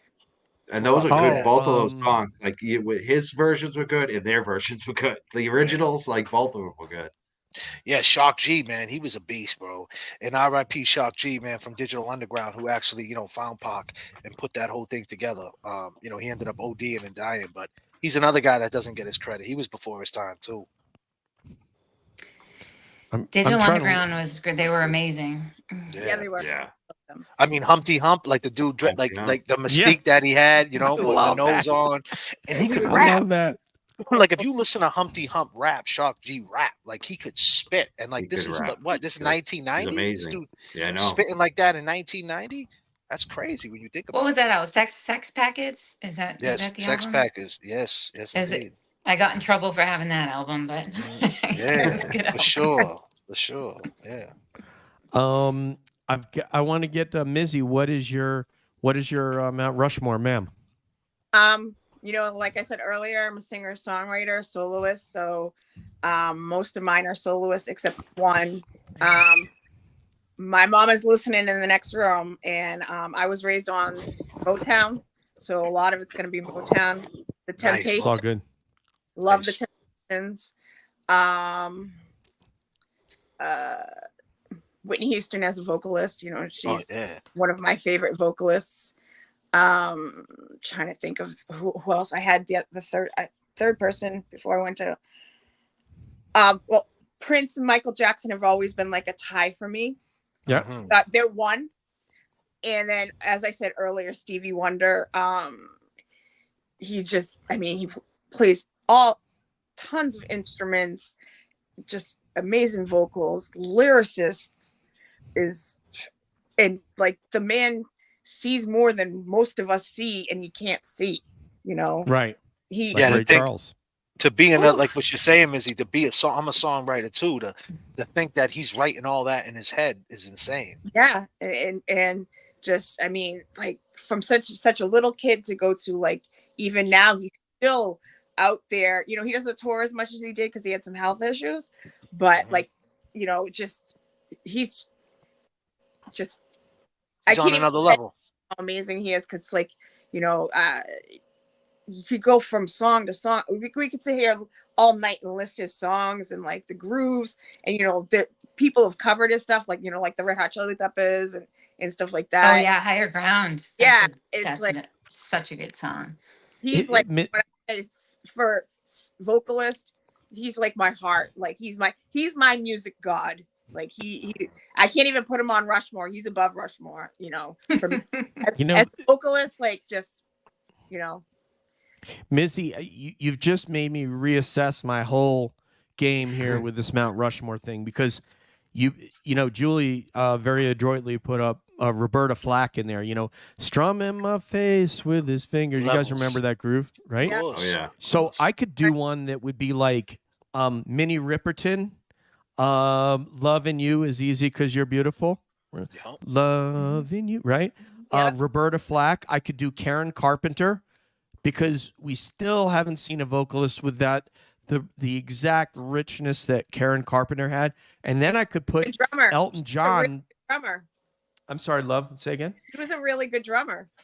And she was a good drummer. I forgot all about that. Right. She was a drummer for the Carpenters before she took the microphone. Like, wait a minute, Richard, shut up. She's a better singer than you'll ever be, than most of us will ever be in our lifetime. The great performance at the White House, by the way. So, yeah, I could go Karen Carpenter, Minnie Riperton, Roberta Flack, and then Elton John. If you go and you Google the late 70s, before the throat surgery that destroyed his voice, Elton John, we've never had a voice like that in rock and roll. When did Elton John drop I'm Still Standing? When that came out? Oh, this is way before 80s. that. I will send you. That was a joint though too. That was a good song, I'll send you cuts that his range. He lost the high range. He lost the range after that surgery. I'll send you a couple cuts, JFK, so that you can on your DM, and then you tell me thumbs up, thumbs down, or holy shit, that's amazing. So anyway, Tiny Dancer will always be my favorite. Oh my god. Of all time. There's a 1976 version of Someone Saved My Life Tonight. It'll blow your mind. I'll send it to you. So now let's go to JFK. Thank you very much, Mizzy, for shifting my paradigm on how to think about these, because I need, like Mike, I need to have multiple Mount Rushmores. So let's get yours, please. Yes, ma'am. One more thing. One group that is from the 90s. I love Boys to Men. Like, just Boys to Men. Boys to Men. Like, no, not even like that. Like Motown Philly. My when I was in high school, my group danced to the Motown Philly. So that song will always have. But like Wanye's voice is like, yeah, he's on another level. Chef's kiss. You know, I saw them in concert with Destiny's Child. Yeah, I mean, his voice is just. Yeah, he's crazy. He gets into it too. He zones out, starts doing some weird stuff with his face, and he's in the zone, man. He gets into it. Yeah. I seen him live in Orlando. So yeah, they were really good. So go ahead. So how many we got? We got 4, right? You're saying 4 people, right? Yes, 4, sir. Mount Rushmore. So I mean, that's you know what? I'll tell you, man. I'm gonna go. I'll start with hip hop. Hip hop, I would have to start my number one, I have to go with Pac. I'm a Pac dude, only because he was, he died at 25 years old, and all the stuff that he did. And I actually, on my channel, I got a series called Sometimes I Talk to Tupac. I went to Tupac's house in Decatur. I know all about Pac. I did a whole timeline of his life, of why these things was happening to him, and um so Tupac did amazing things, man. It was a hell of a run for that dude, and we're still talking about him. So be only 25 to die, you know what I mean, and do all the stuff he did is insane. So Pac on the hip hop. Now on the rock, I could, man, you know, I love rock. You know what I mean? I had an 87 I rock back in 2016, and when my boys jumped in the car, I was like, listen, we ain't playing nothing but classic rock. You know what I mean? Like, you can't get in this whip. We ain't playing hip hop. You know what I mean? But I'll tell you, I'll start with rock. I would have to say, I'd have to go to. I'll stay in the modern lane right now. I'm gonna say, one of my main people is Linkin Park, Chester Bennington. Chester is a beast. Plus, he got another group called Gray Days. Yeah, is it Gray Days? Yeah, I think it's Gray Days, right? Was it Gray Days? I don't want to sound like I'm wrong. Yeah, I think it's Gray Days, right? Yeah, it's Grey Days. Yeah, Gray Days. He's in another group called Gray Days. He got a song called Sometimes, Soul Song. You gotta check them out. I'm almost pretty sure that's the name of that group. Gray Days, okay. Right. But yeah, my son, I got a son named Cheston, Chestyn. I name my kids after rock bands. So Cheston is named after Chester, because Bennington, Linkin Park, Lincoln, so Cheston. And then my other daughter, my other daughter is named Nirvana, Nevahana, like Nirvana, but Nirvana. And her middle name is Halen, Halen, after Van Halen. Wow. Yeah. Wow. So when you talk about rock, it gets deep with me with the rock shit, man. I'm a weirdo, man. Because people think I'm this hip hop dude, and then all I'm playing is rock. So Linkin Park, obviously, and I would have to go. My third, I would have to go into Daryl Hall and John Oates, man. They were great. You know what I'm saying? Yeah. I'd have to go into that, like Sarah Smile. It's a whole other energy, them dudes, man. Yeah. And Chicago, man, they blew Chicago out of the water. Like it's a tie between. So when I dip into that, you know what I'm saying. When we dip into them vibes, the dudes that dip right into with Daryl Hall and John Oates is Phil Collins. That's my other dude. You know what I mean? Amazing. I love Phil Collins, man. He's a beast. Like, this poor guy got a messed up back. He basically gave his life to this shit, fell off stage, and so like I put them together, right? And then my last but not least, I would have to stay Boston, and we have to kick it to that era. I'd have to say New Edition, Bobby Brown, that whole era. That is, we could do a whole nother thing, and I think probably, I know Mike had two Mount Rushmores. He's probably got like 4. JFK probably has. I could do a hip hop list too. Definitely. So we could totally do it. So Aerosmith, obviously, Guns N' Roses, groups that like. I'm into the ballads, man. I'm into like Cinderella Man. The Cinderella song. What's the song they got called? Don't know what you got till it's gone. Yeah, man. Like that shit's Look like at different. You guys, man. Like that's like other level shit. And like Tesla, man, love song. Oh, Tesla was great. You know what I mean? Oh, little Susie, come on. Like them. Yeah. Like them songs right there, man. Song. Like that energy. Like I'm all about the energy, man. And like it just brings me back into this. Like I don't know. Even though I was young seeing it, like I wasn't that old, but I really didn't embrace it like that because I was in between the Run DMC, Fat Boys, and then the Bon Jovi era. You know what I'm saying? Like everything was switching over, kind of. And even Bon Jovi, I love Bon Jovi, like Living on a Prayer, all that stuff. Because them dudes, just the songwriting. And that's what my mind goes to, back to what Mizzy says, is how they pen the songs. They went to the studio to make timeless music. Now, nowadays the artists, man, they don't really sit there and think about what's going to age well. And I don't know if we'll ever get music like that again. Well, we gotta do a hair metal night. I can remember buying Bon Jovi. Yeah, like it's so funny.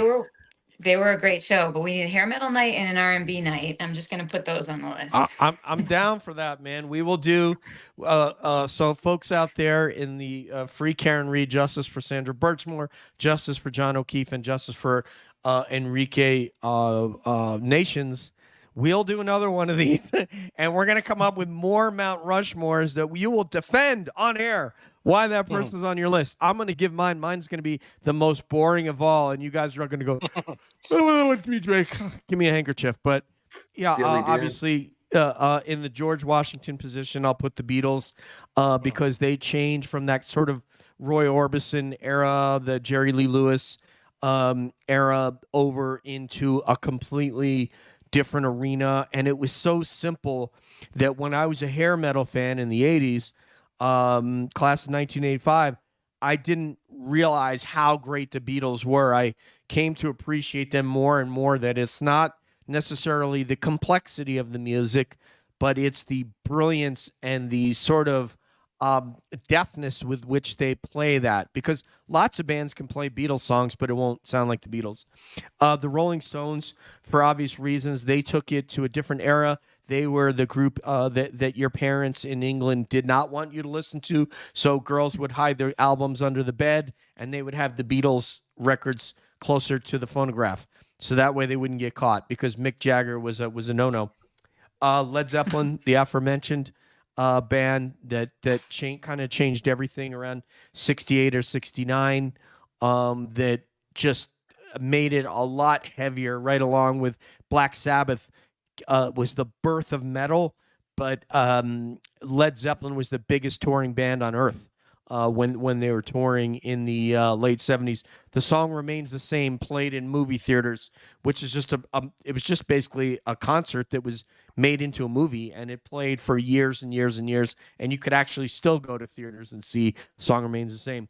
Last one, I kicked the Who out of there simply because although you still hear their music in commercials today, I had to put U2 in there because U2 invented a completely different, your brothers from Ireland invented a completely different type of music, and the Edge in particular invented a guitar sound that has not been correctly mimicked or equaled since, and he did not try to be an Eddie Van Halen with his left hand on the fretboard. He used a whole series of different pedals and an amplifier, and was more concerned with the sounds that he could make that were different than what other guitar players sound like. And U2 is just amazing. So yeah, that New Year's Eve song, was it New Year's Day? New Year's Day, yeah. Yeah, that's my favorite U2 joint right there. That is my favorite too. It's so dope. Yeah, you could tell it really what it's about. I mean, this, too. Yeah, at the end of the day, with me, with Mikey too. That's why me and Mikey get along, right? We always got along because like real recognizes real, and like music brings us together. You know what I mean? And like you wouldn't expect 100%. Mikey to be like, yo, man, I love Terminology. You'd be like, him? And the same thing, you probably wouldn't expect me to say, I like Cinderella. You know what I'm saying? So, but it's the songwriting, it's the purpose of it, the mentality to go into the studio and make this music, like a Phil Collins when he made one of my favorite songs is what's the one he got, Another Day in Paradise, like spitting jewels to people. It's like he didn't have to write that song. He could have did some pop stuff, even though it was kind of poppy, but still he still had that message in there. And when you listen to it, I play it to my daughter because I have young kids, so I don't make my kids listen to what's going on right now. For what? You know what I mean? Oh, I got a good Phil Collins one. Misunderstanding. Misunderstanding. It must be holy some shit, that's a great song. misunderstanding. Yeah, that's Genesis, I think. Is that Genesis? Okay. I think It's that's when they were Genesis, but together. Yeah. It's still Phil. I mean, No Reply at All. That there's just Amazing. a boatload of amazing songs. And I mean, just one just on that. I just the want to song say for this. my senior year was One More Night. Night. My prom, rather. Yeah. Yep. I just want to say this. If anybody listened to the thing I said about Chester Bennington, the name of his group that he had prior to Linkin Park that they put it out is called Grey Days. Is Greydaze. Grey Days. Check that out, man. They got some joints, man. They got some songs. He is so dope. We had a whole conversation about Linkin Park and Chester before you came. Believe it or not. So, Yeah, Chester, man, I Um, feel so bad for that dude, man. He was on another level, man. See, these are one-on-ones. Everybody we talking about is like one of one of ones. one. You know what I mean? I think Linkin Park was one of one to me. We were discussing whether or not there was a predecessor band to Linkin Park, and our team here thought that maybe like Fred Durst and that band perhaps was, but I don't know. I don't know. Maybe I'm just not seeing it right, but I see Linkin Park as kind of a one-off that no one did quite exactly what they did with the other voice that they had in addition to Chester. What's the other gentleman's name? Does Mike, anybody know? Mike Shinoda. Mike Shinoda. Shinoda. Yeah. Mike Yeah. Shinoda, He's right? he's half Japanese or something like Japanese brother. Yeah, that was. I mean, so we're gonna do another one of these guys. But I've kept you guys 2 hours. I thought Yeah. we'd get an hour out of this, but then when we were able to push this to 2 hours, and that. we I still felt got bad, more man. material. I felt bad because I didn't answer you on the Twitter. I've been running around. I'm like, man, I kind of left him hanging, man. So I was like, let me see if I could, plus I want to catch up with my boy Mikey, man. So I'm like, man, let me see if I could jump in here real quick. I don't like to leave no one hanging. Dude, I am honored that you showed up, that you're here. I'm honored also for Suzanne and your cat, and for Mizzy and his cat. like Thin Lizzy is here. Mizzy got to meet JFK, so that was dope. Nice. Yeah, Mizzy, we got to Mike's do some hair work. looks great. I got to get you Yeah. on my show. I got to get Yeah. you on my Definitely. show and chat it up with you. Talk to you. I'll definitely And do Mikey, I need to get back on that Young Jerks, man. What's up, man? it. We'll work it out. All right. I'll have my producer Yeah. call you. Yeah, Certainly. I'll have your people call my people. Yeah.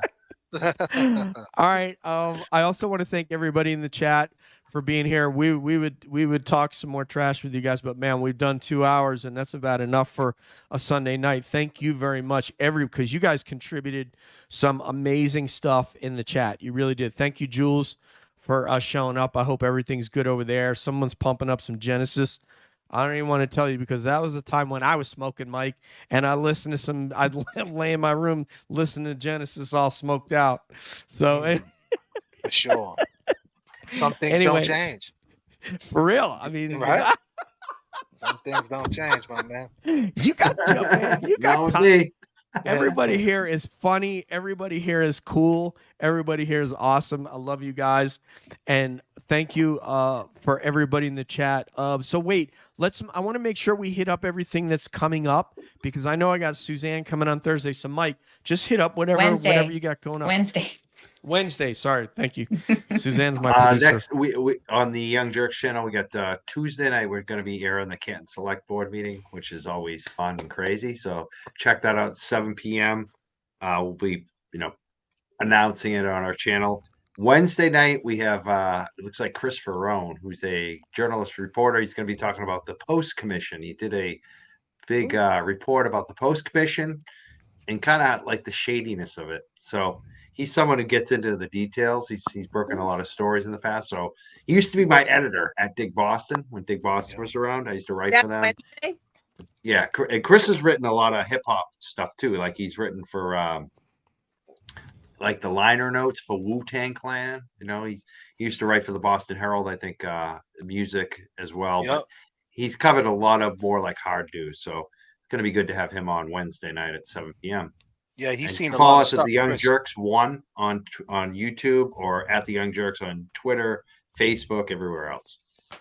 Everything that Mike said, that will all his link tree will be in the show notes for this episode. So you'll see it when the podcast comes out tomorrow. All that will be there as well as JFK's link tree. Mizzy, what do you got next? What do you got coming up, my friend? Actually, for the first time in 2.5 weeks, I am not booked anywhere. But I'm just gonna be like making some videos and getting some Sandra Birchmore stuff out there that I have to work on. I'll be announcing soon. I'll be posting soon. So if anybody's interested, come to our page. When our next standout is, we had an amazing standout yesterday in the rain. It was one of our biggest standouts so far. So That's about all I have going on right now. I'm sure something will pop up. Yeah, JFK might pop up. Oh, Yeah. We'll get you on a JFK Love it. show. You know. And we will be talking Sandra Birchmore on Wednesday on our show. I'll try to deconflict with Mike and see what time Mike's going to be on, so that we're not on the same time that he is. So I'll hit you up on DM for that, Mike, to make sure we get the right times. JFK, tell us what's coming up, brother. Man, I'm just running this, doing my thing on the JFK lives, and right now my whole swerve is about the swerve. I truly believe that Hank Brennan is Beetlejuice. He's here to do right with the zombies, and I don't think that it's a bad thing. I think it might be a good thing.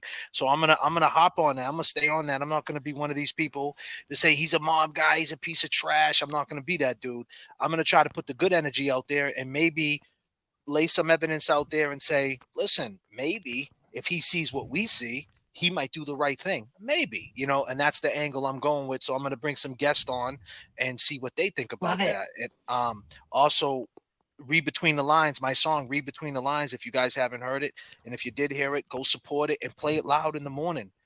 Play it loud before you go to work, or send it to your friend, text it to your friend, add it to your playlist. Because I'm an artist at the end of the day. I just want my music to be heard. That's all.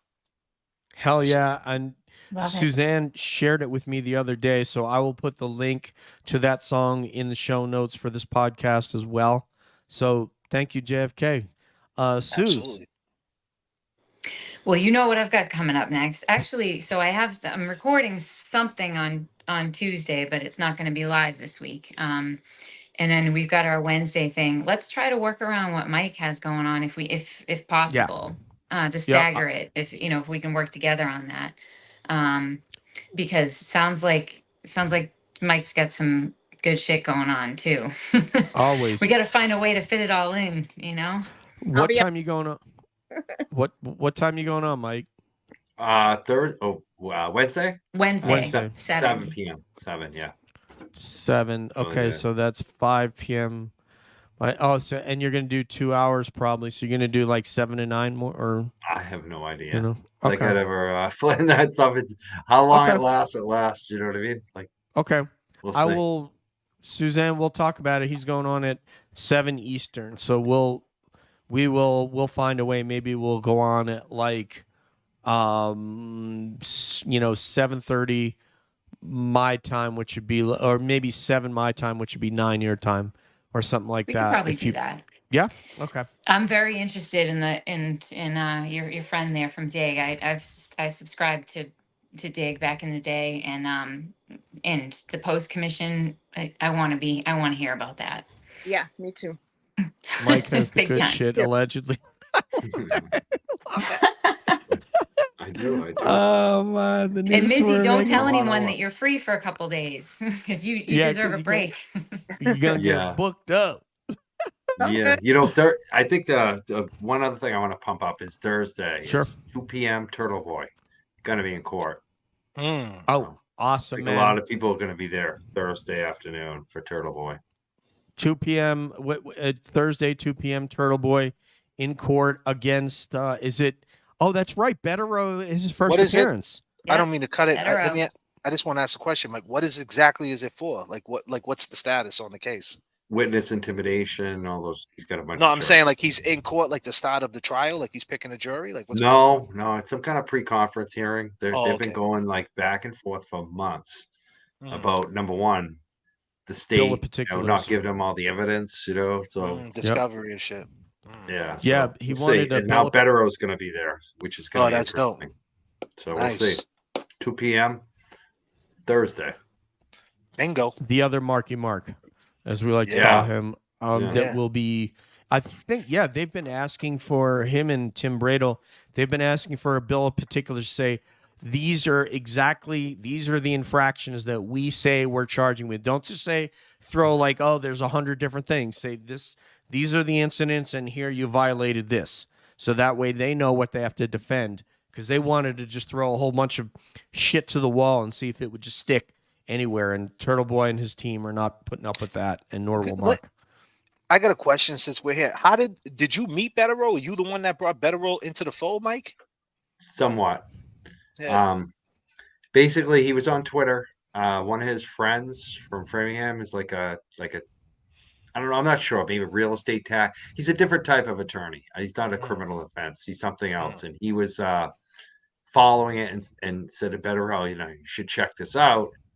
And Betterow commented a few times about Wendy Murphy, who I've had some issues with, and her son, which is, she was posting. She's an attorney, and she was posting crazy shit about the Karen Reed case. And so Betterow was just commenting about this is crazy. You're a crazy lawyer. Like, you should be doing this. This is, So I reached out, and then I just kept having him on the show. Like, at first, the first time he came on, he's like, I'm just trying to talk about Wendy Murphy, about her lawyer, about her not being a good lawyer, obviously, by what she's posting. So by the time he came on, he was willing to talk about Karen Reed. He had already. So let me say this is breaking. It. This is breaking news, right? This is breaking news, people. So there wouldn't be JFK on the Karen Reed train, right? I was making my way in there. I was interviewing in Boston. I was doing the groundwork, but I had the Mikey Crawford card in my back pocket, and I used it. And here I am. Mikey Crawford put your boy over. And then Mikey Crawford put Betterow over. That's about to help Turtle Boy win an intimidating witness trial. So shout out to Mikey. I don't know if I put Betterow over. Betterow, I'm saying Betterow was already kind of big before this. I mean, maybe put him over on YouTube. Yeah. Now I'm saying as far as making this whole connection, you made these connections, man. Props to you, brother. Shout out to you. You did a lot of big shit, man. You got to give you flowers while you here, my man. And Mike was one of the first big ones to let me come on and talk about Sandra Birchmore. It took a while for us to be able to connect because we both had, he canceled, then I canceled, then he canceled. It was like, but we finally, and he let me on, and he was one of the first big, before I was on, before Kevin Lenahan went cuckoo, I was on his show, but Mike was the first one, big creator to let me on. And I just Kevin too. Kevin gave me Young Jelly. I love that. And I'll just say this, right? The reason why I say that, because a lot of people in this game with social media or YouTube are very territorial. They have a gang mentality. They don't put people over. They don't share their platform. Mikey shared it, man, and he gave a lot of people a door to open up. You gotta realize too, though, with you, I know you, and I've seen what you do. Like, I respect you. I like your music. I like your mission. Like, even back in the day, like, you were different than a lot of people. So it's obvious, like, that's what I look for. Even when I was booking, when I was booking the Hempfest, people always thought it was about who was friends with me. It was like, no, who's got the best message and can deliver it the best and reach the most people, has a following. You know how it works. It's like absolutely trying to do the best with your platform. And I knew you could deliver. That's the other thing too. I knew people would like you. That's it's easy. I appreciate it, Mikey, man. I just want to give you your props, Mikey. That's all, man. I appreciate it, man. I'm reminding you too, though. There's a reason why I had you on right away. Nice. Yeah, I've told people. I put this tweet out recently. We are not in competition with one another. We are supporting one another. Maybe over there on the the put Karen Reed in jail crew. Maybe they fight amongst one another. I'm trying to promote Mike's content or JFK's content, or Nurse Kim is just that episode. I told her the other day, that episode she did with Colleen from Boston. What's her name? Colleen O'Neill. Is that her name? Colleen O'Neill. Yes. Yeah. I was like, this is a virtuoso. This is a Michelangelo. This is a Monet level of show. I said to her, Mike, I'm like, don't you want to inspire us? Don't you want to give us a bar that we can actually reach when you do an episode like that? I mean, it was just amazing. That's awesome. I loved it. We want to have an episode where we go, who has the coolest Massachusetts accent? Is it Nurse Kim? Is it Colleen O'Neill? You people be the judge. So it's going to be close either way. Right. But yeah. I'm not worthy. I'm not worthy. I like JFK. So I'm going to throw JFK on there.